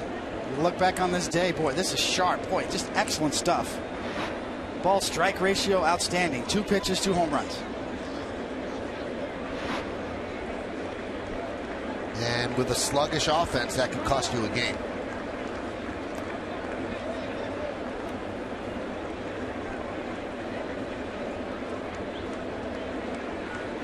One of them a Yankee Stadium home run, and the first one at the left is out anywhere. And there's a strikeout of Parmalee. That's the 10th strikeout for Phil Hughes. But a home run by Ryan Domet gives the Twins a 2-1 lead as we go to the bottom of the 7th inning. It's time for the 7th inning stretch, but on Military Appreciation Day, it means a lot to stay right here and honor America in the Bronx.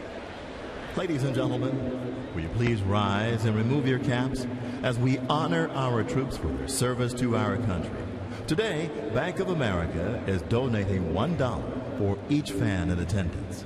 Now, please direct your attention to the area behind home plate and welcome an honored guest of the New York Yankees.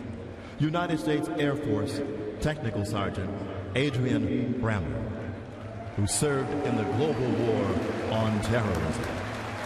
The Yankees say thank you for your sacrifice and service to our nation. Now, ladies and gentlemen, please direct your attention to the microphone behind home plate and welcome a former member of the elite Army Task Force Ranger Assault Unit who fought in Somalia. He was awarded the Bronze Star for valor. Please welcome Kenny Thomas. He will now sing God Bless America. As the storm clouds gather from across the sea, let us pledge allegiance to a land that's free. And let us all be grateful for a land that's fair.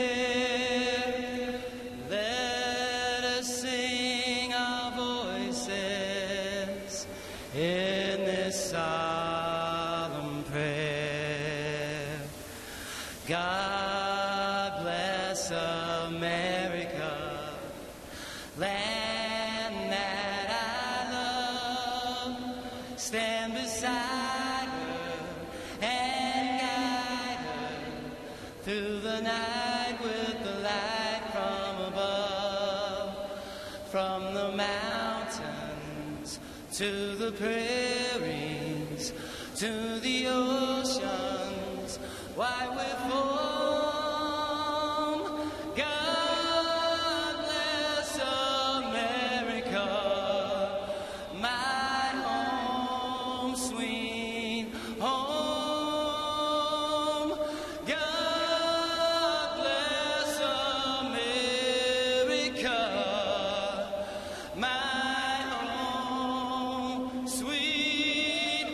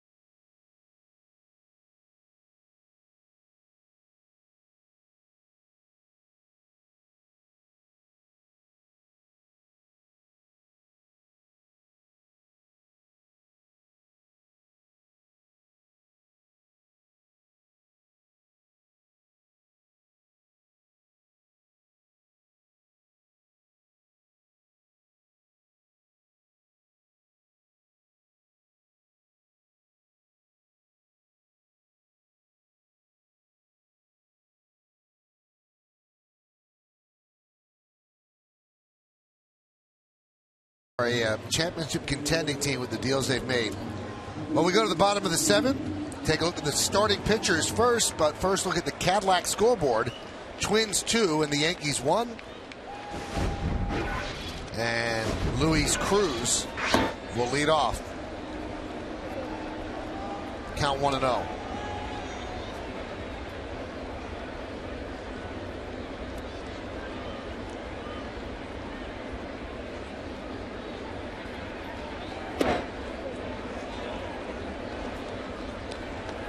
A really big test for Duduno out there. Here you go. You got the lead. You're into the 7th. What are you going to do with it? 2-1. A lot of talk about run support over the last couple of days, Michael. You know, I like to talk about metrics and the luck factor. Well, this one's in your hands, even though it's a 2-1 game. It's late. You're on the mound. Twins actually have good help in the bullpen, too, as you see Michael Tonkin going to back him up in this inning. And Glenn Perkins has been an outstanding short guy, too, this year for the Twins. And another name you kind of see bantied about out there in terms of the trade deadline coming up. You talk about the Twins, you talk about Morneau, and you talk about Perkins. You got a short reliever that's highly successful and a former MVP in Morneau, possibly available. Ground ball is short. Florimon gets Cruz. Now we'll take a look at the starting pitchers for tomorrow's game, brought to you by Verizon Fios, making life more entertaining with America's fastest, most reliable internet. That's powerful. Kyle Gibson goes for the Twins, and CC Sabathia will finish up the first half of the season looking for his 10th win. Our coverage begins at 12:30 p.m. with the pregame show and then a 1:07 first pitch on Yes. The Yankees will go to their bench now. They'll pinch hit for Alberto Gonzalez, then send up Travis Hafner.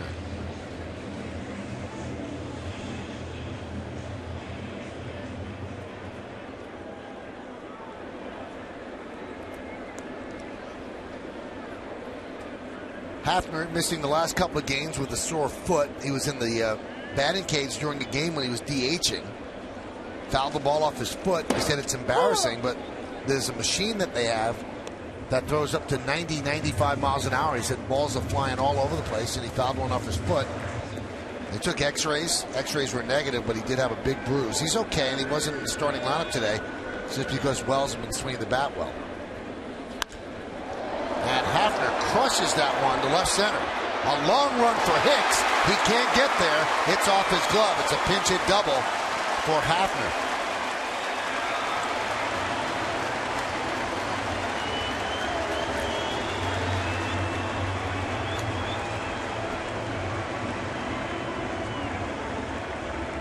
I think if you ask Hicks after the game whether he should have had this ball or not, he'll say yes, as you see him kind of cruise and surround it.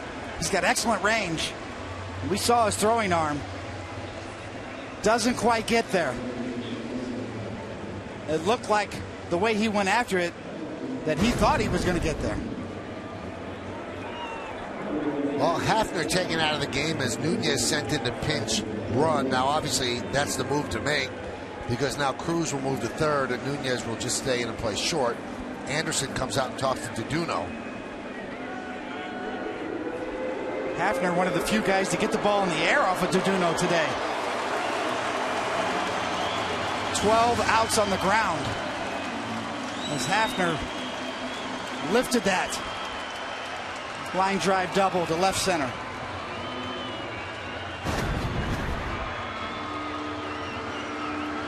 Ball stayed up. One of the few pitches that didn't really sink and move for Duduno all day. He's had crazy movement on his fastball. Not that one, as the look tells you everything you need to know.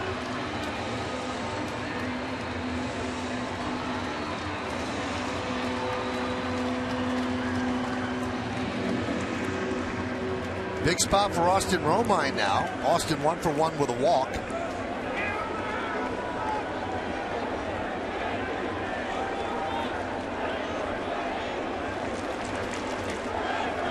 Nunez leads off second. And a strike. You know, Michael, Duduno's got one of those sinkers, those two-seamers that does something different every time he throws it. That one cut a little bit. Almost looks slider-like. Some of them go straight down. Natural sinking, moving life to that fastball.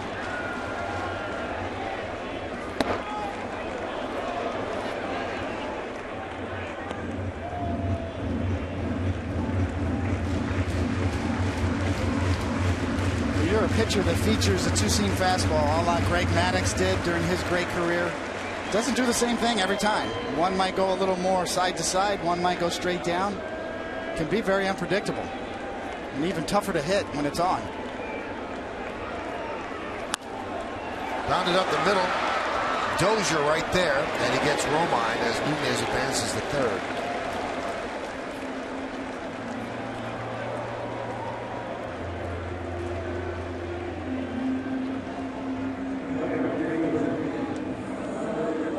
And that's going to bring up Gardner with the tying run at third base.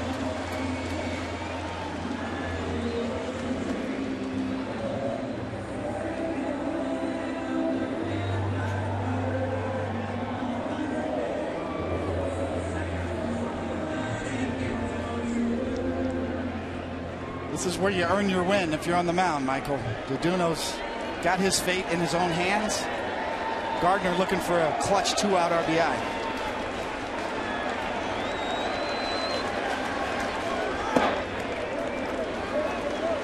Count 1-0. 283 hitter in these situations.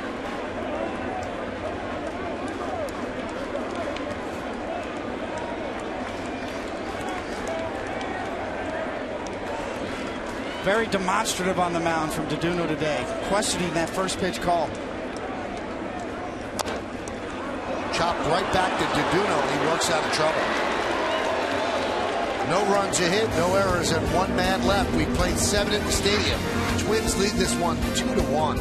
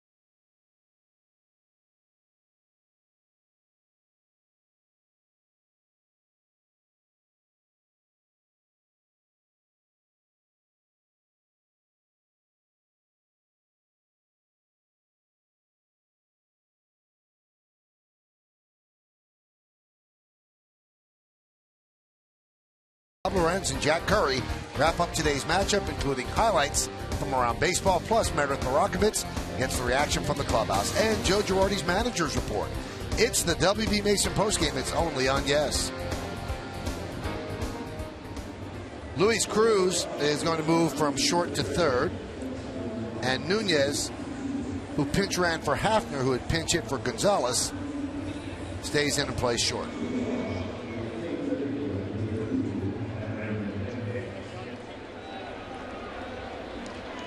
Sean Kelly up in case Hughes runs into any problems here in the 8th inning.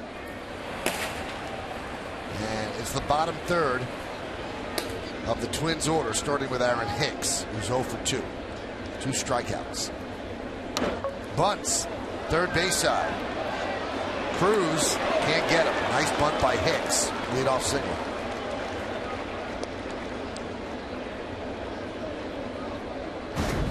Perfectly executed. Disguises it, gets a slow curveball to do it on. Cruz, everything he can do. Still way late. Wait till the last minute. Get it down, deaden it. Perfect spot.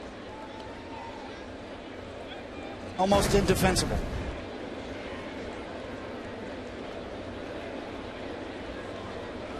Here's Cleet Thomas.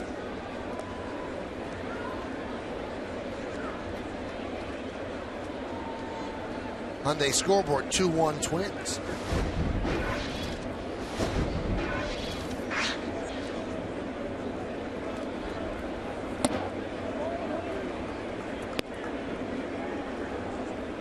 That was his 100th pitch.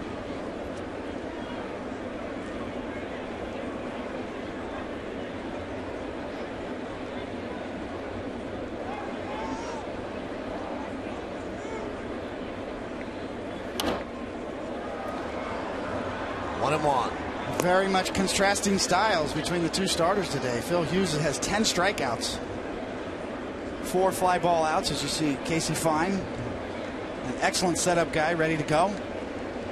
Just 2 ground ball outs for Phil Hughes. Strike him out, fly him out. On the other end, Deduno, nothing but ground balls, 13 ground outs, only 2 in the air. So quite a contrast on the mound today.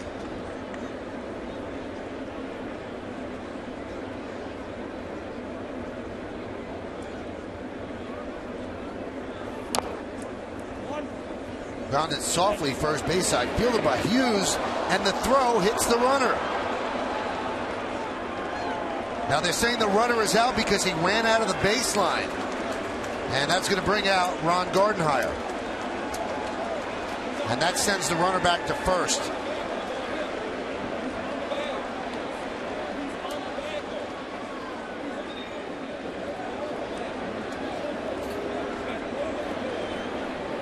You can see he's saying he has nowhere to go there.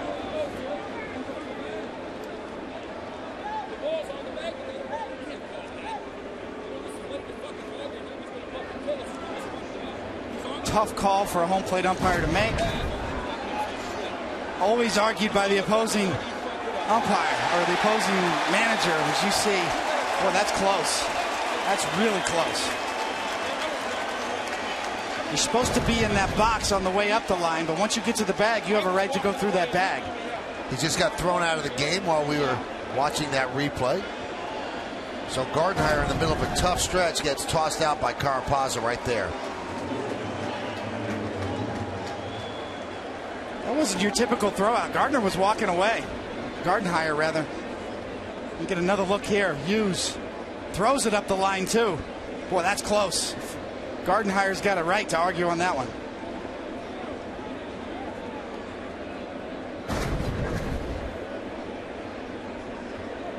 Technically, probably the right call, but boy, once it happens that late at the bag, you rarely see umpires make that call. I have a proposal here, Dave, because I've always wondered about that play. And they have this in Little League. If you look at first base is in, obviously, fair territory. And you've got to contort yourself, and if you stay in that box that you're supposed to run in, you got to just make sure you hit the corner of the bag with your left foot. There should be part of the bag extended into foul territory so you have something to run to. Runner goes, foul back. It almost seems like you've got to be Gumby in order to get to the bag and not run out of that box. That's a great point, Michael. As you see, usually the box is for further down the line. As you see, once you get to the bag, you've got a right to go right through the bag. And that's where the contact happens. So it would be hard to stay in that box, as Michael says, once you get close to the bag. Now, if you're running way out in the grass and you get hit halfway up the line in the back, then you should be out. But that close to the bag, boy, that's a tough call. I mean, you almost have to kick your left leg out if you stay in that designated 45-foot-long box. And you stay there, and then you get to first base and kick your leg out and kick it. You've got to be in or outside of that box at some point in order to get to the bag. I think they made the right call. I just think it's an unfair thing to ask a runner to do. Way back, and you remember this, David, this play with Knobloch. Yeah, shades of Knobloch. You see, that particular situation, Fryman was in the grass the whole time. So you see, that's a little different. Even though the throw wasn't a great throw. Foul ball. That was an easier call to make. And they got it wrong. Because what Chuck did was stay there and blow a bubble and point. And the umpire never called runner's interference.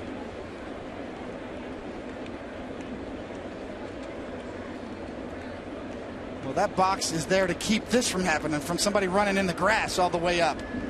You see, even though Tino didn't make the best of throws there, Fryman didn't give much margin for error. That was a little different on this last play.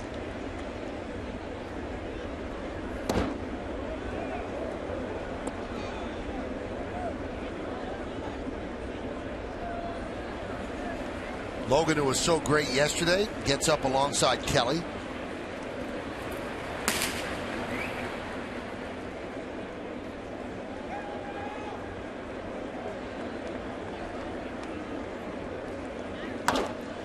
High drive, right field. Going back, Ichiro. Looking up, see ya. A big two-run home run for Pedro Florimon, and the Twins lead 4-1.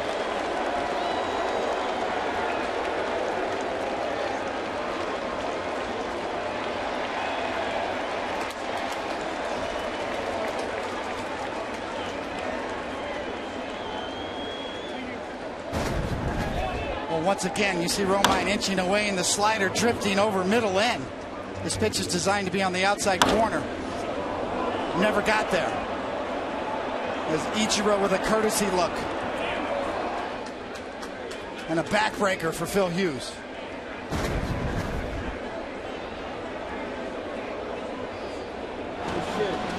"4-1 is the score, and Hughes has given up 3 home runs, and that's the last pitch he's going to throw.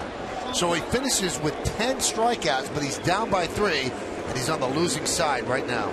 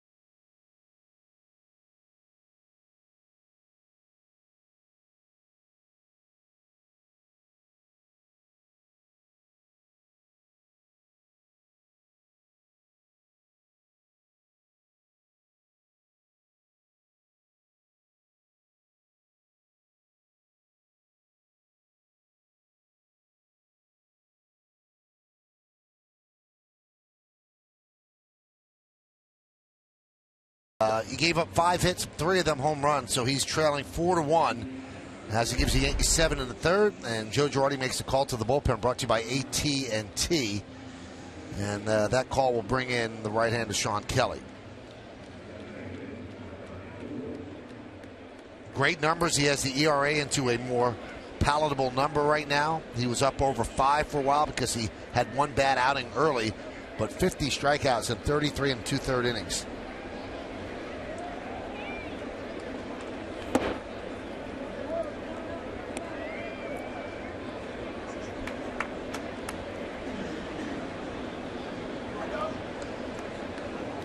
So a home run for Foreman, his 5th of the year.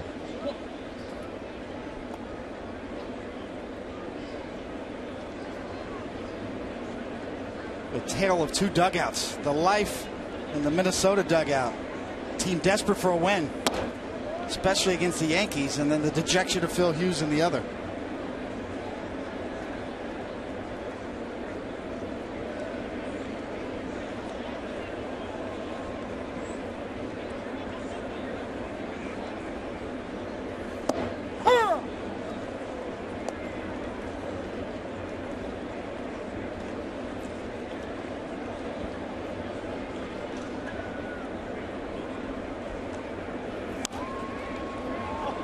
Dozier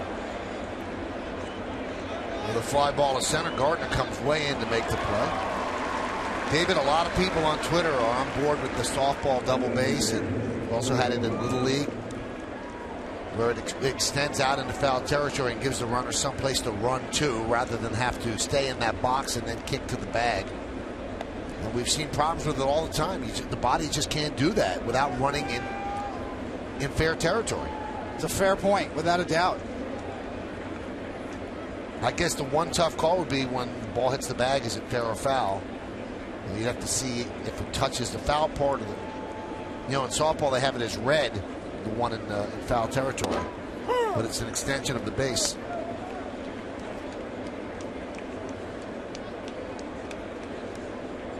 This all started with a bunt by Aaron Hicks. A bunt single, and that was significant because it broke an 0 for 39 by Twin outfielders. Joe Mauer lines one in the right field, a base hit for him. He's 2 for 4.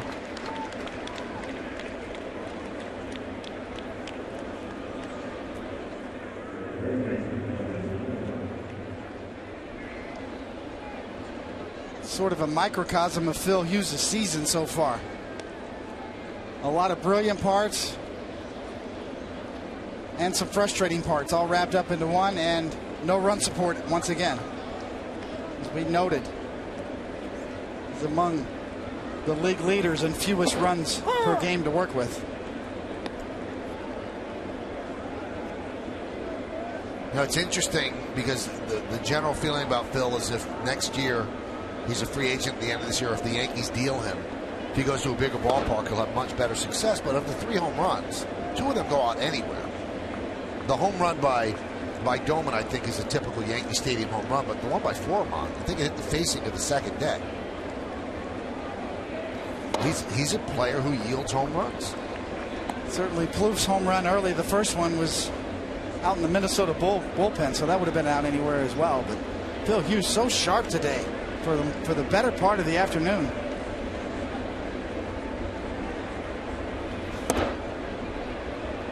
Those are the hard ones to swallow, Michael. When you really had great stuff, you had 10 strikeouts, you were spot on all day, and then 3 pitches. A couple of sliders that hung out over the plate to left-handed hitters, and Plouffe really shot him to left early. It is odd, David. I wonder if you feel the same way. He seems like one of those pitchers that very rarely gets away with a mistake. He leaves a ball out over the plate. It's not a double. It's not a hard single. It usually leaves the park.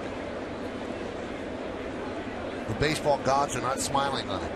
Yeah, generally speaking, Phil Hughes, obviously a very extreme fly ball pitcher, but that's usually because of the fastball up. 2 of the home runs were on hanging sliders. Strike 3. Morneau down looking. He doesn't like that call.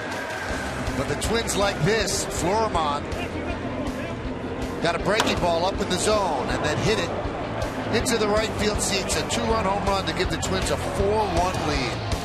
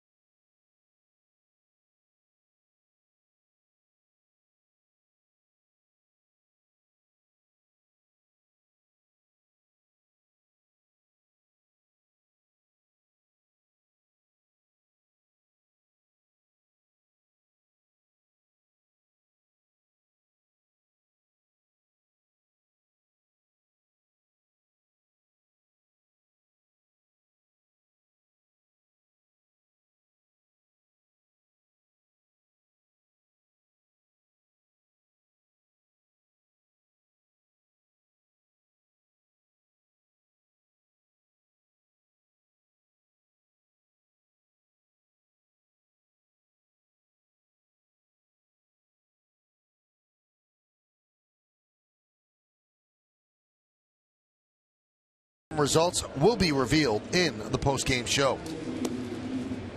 So Samuel Deduno did a good job, and now he turns it over to his bullpen. And the first one is the 8th inning pitcher for the Twins, Casey Fiend, who really does a nice job for them. And he sets up for Perkins. 42 strikeouts in 37 2/3 innings.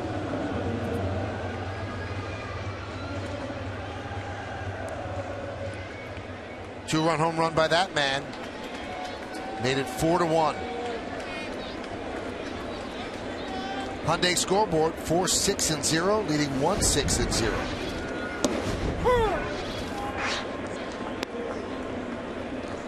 And right now, Fine is going to pitch the heavily leveraged inning because this is the hitting portion of the Yankee lineup.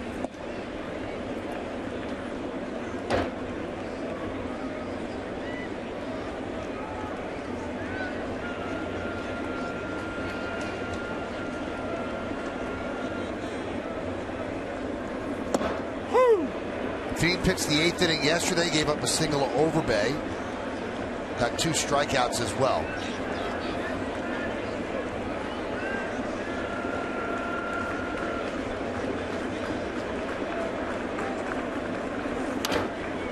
Line, base hit, fair.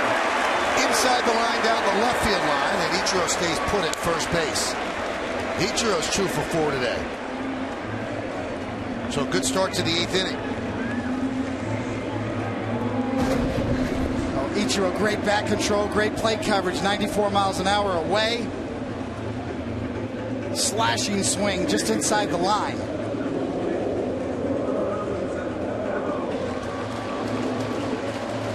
Classic Ichiro, put it in play swing. Reaching, slapping. The only thing that kept that from a double was the location and the kick out.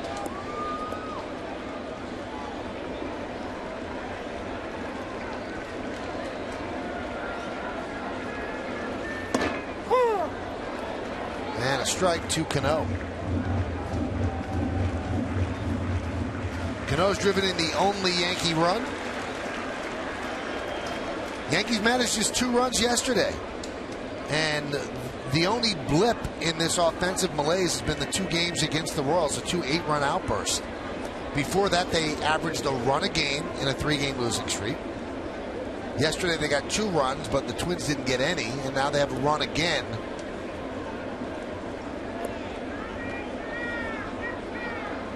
Well, the stat that speaks volumes is the Yankees' record when they do score 5 runs or more. They've only lost once all year. when that happens. Right back to Fiend. Almost flew it away. What a play by Florimond to get the force. That could have led to a big inning, but Florimond, who hit the home run, just saved Fiend an error. It just shows you the athleticism of Florimond. As Fiend, with plenty of time, just wings it down and away. Almost handcuffs him.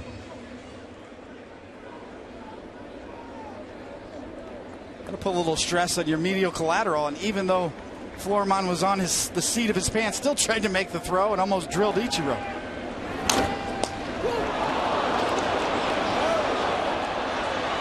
Wow.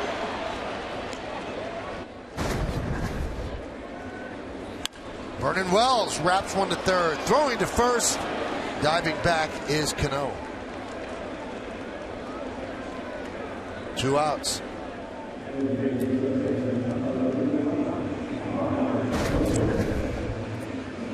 Right on the button. And right here, if Plouffe gets a smooth transition and a hard throw, he's got a shot at Cano. See, he's got the two-seam grip. Sometimes infielders just got to grab it the way you get it, and it sails on him, kind of tailing action. That brings Morneau up the line. Otherwise, a good throw, as you see Robbie sliding, would have been close.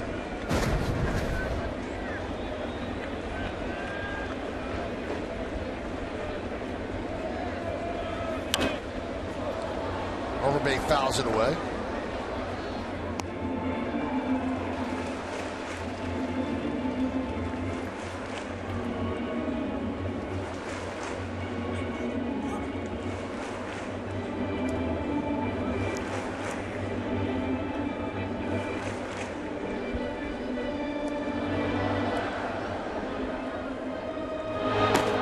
The closer, Glenn Perkins, getting ready.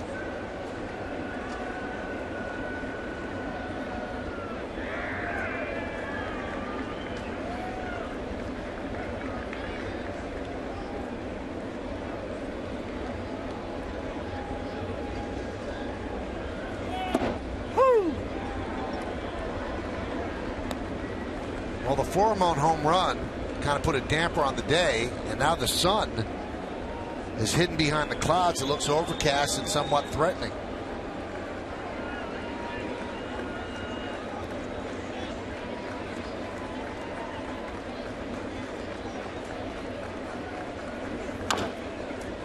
Tap slowly to Florimond. He fields, gets Overbay, and that will do it.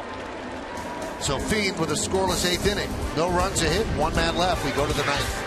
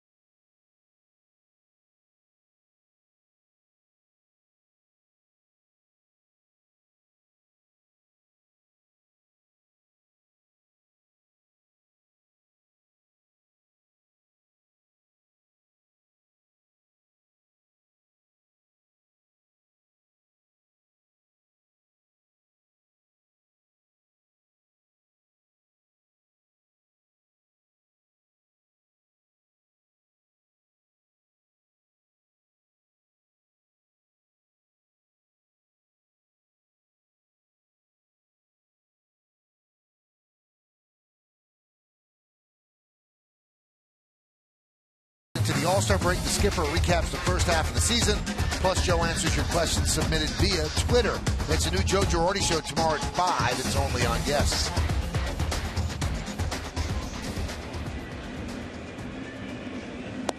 Jabba Chamberlain comes on to pitch the ninth.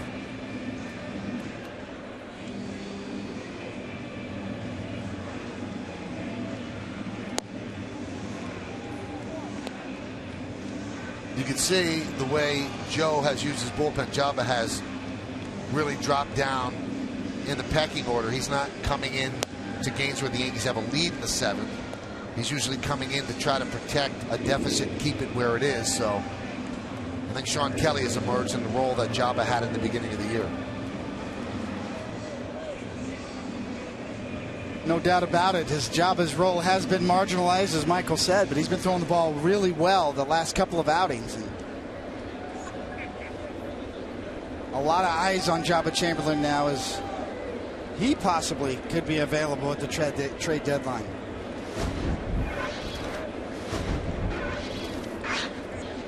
Here's Domit. Lines one right at Nunez. One pitch, one out.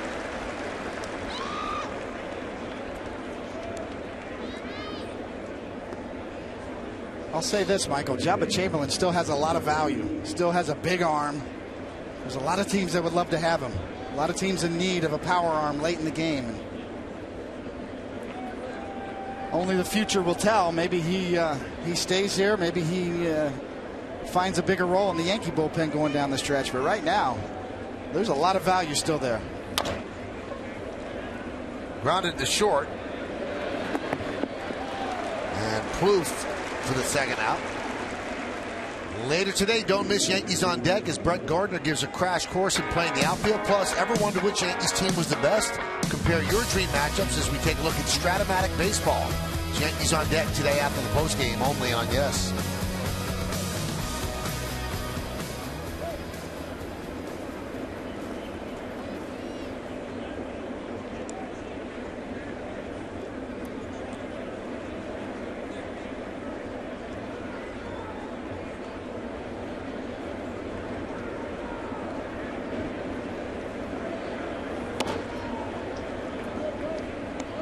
Catch-22 for a lot of organizations right now. You got 3 guys on the field today, Morneau, Hughes, and Chamberlain, that are all going to be free agents at the end of this year. And what do you do as an organization?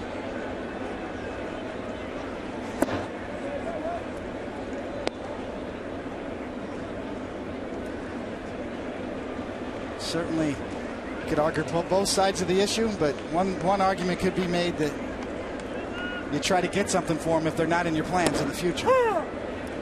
The other part is, no, you're in a race.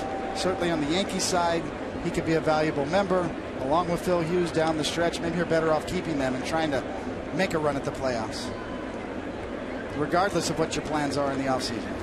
But your tough decision has to be, do they help you get to the playoffs? Have they been pitching well enough to be part of that run? And that's where the organization has to meet and make a decision. The obvious trade deadline approaching. Parmalee works a 2-out walk.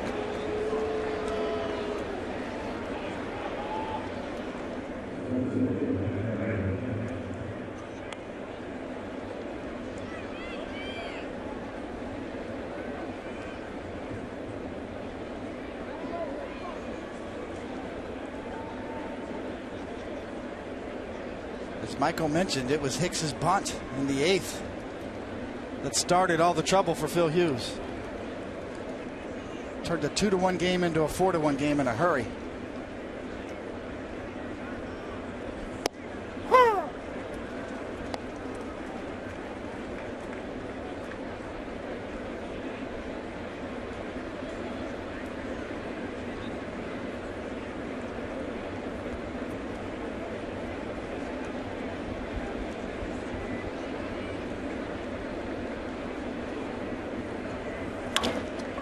Ground ball to second. Hicks is retired, and Jabba works a scoreless 9th inning.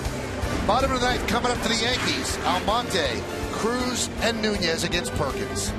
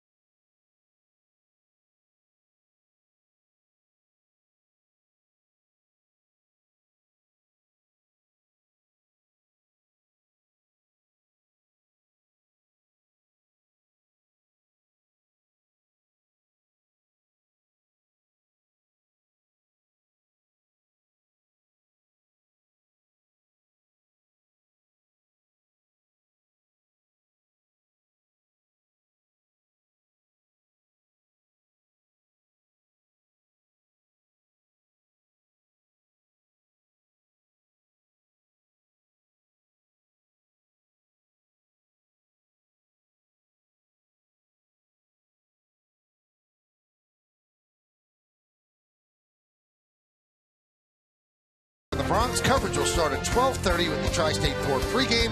First pitch will be right around 1:07, and it's only on Yes. Well, the Twins go to their closer, and they haven't had many games to close. He hasn't pitched since July 6th. Glenn Perkins with 20 saves in 22 opportunities, 43 strikeouts in 30 2/3. Excellent numbers across the board.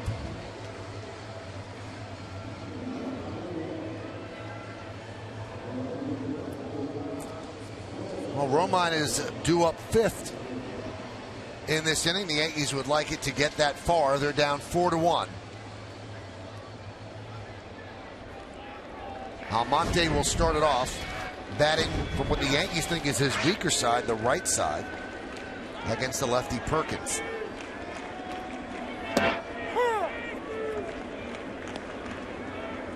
Perkins probably would like to stay with the Twins, but from a financial point of view, can he really stay with the Twins and make the money he's supposed to make? He has a clause in his contract that if he finishes 65 games, he'll get an extra $1.5 million on top of his base salary. And he's in 33 games so far. Fair ball, fielded by Plouffe. The throw pulls Morneau off the bag, so Almonte reaches.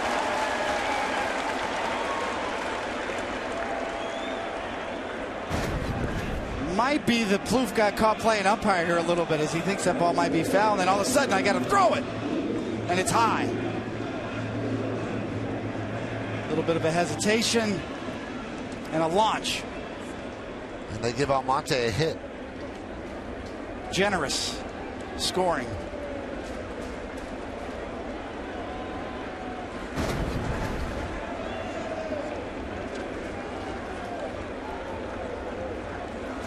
Cruz swings and misses. Finally, about the finishing games. It also puts a manager in a bad situation. A team that's bad is not going to have a lot of save situations.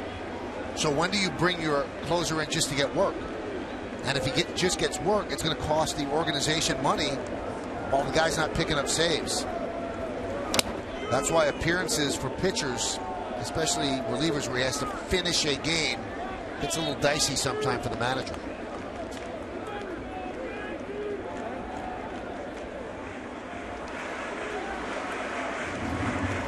Well, there's one left-handed reliever on the market that's down, as Thornton from the White Sox has already been traded. So that just makes Perkins' value even higher.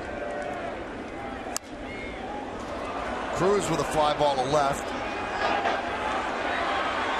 Wynn takes it as Cleet Thomas runs it down for the first out. Wind blowing in briskly from left field. Really took a hold of that high pop-up.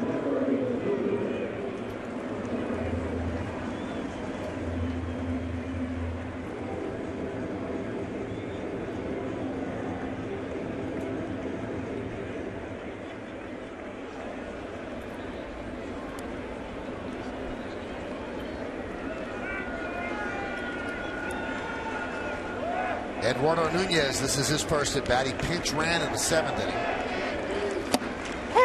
And a strike. The thing about Perkins is he's a strike thrower. Above average fastball, only 7 walks in 33 innings. Doesn't usually beat himself. The Yankees on the other end are just looking to get another base runner and get the tying run at the plate.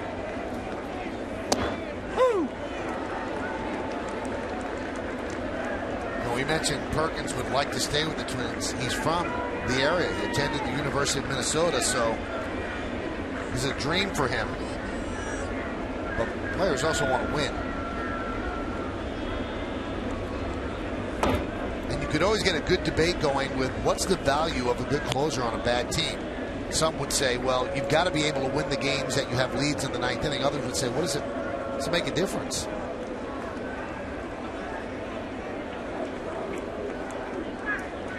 The 1-2 popped up. Dozier makes the play, and the Yankees are down to their final out.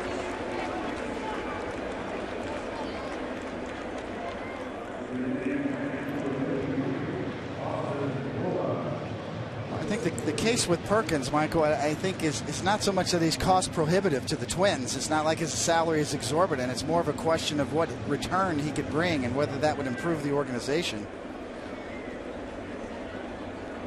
Terry Ryan has not tipped his hand as to whether Perkins would be available or not. He's well liked and obviously very productive. Shattered bat, ground ball to Plouffe. And a nice scoop by Morneau as the Yankees lose this one by a score of 4-1. In the ninth inning, no runs a hit, no errors, and one man left on base. 3 home runs surrendered by Phil Hughes, and that was too much for the Yankee offense to absorb. Florimons kind of put it out of reach as the Twins win 4-1. Stick around for the postgame show to find out who's today's Chevy Player of the Game. We have an award to give out, then we'll get you set up for the postgame. Stay right here. Again, the Twins beat the Yankees 4-1.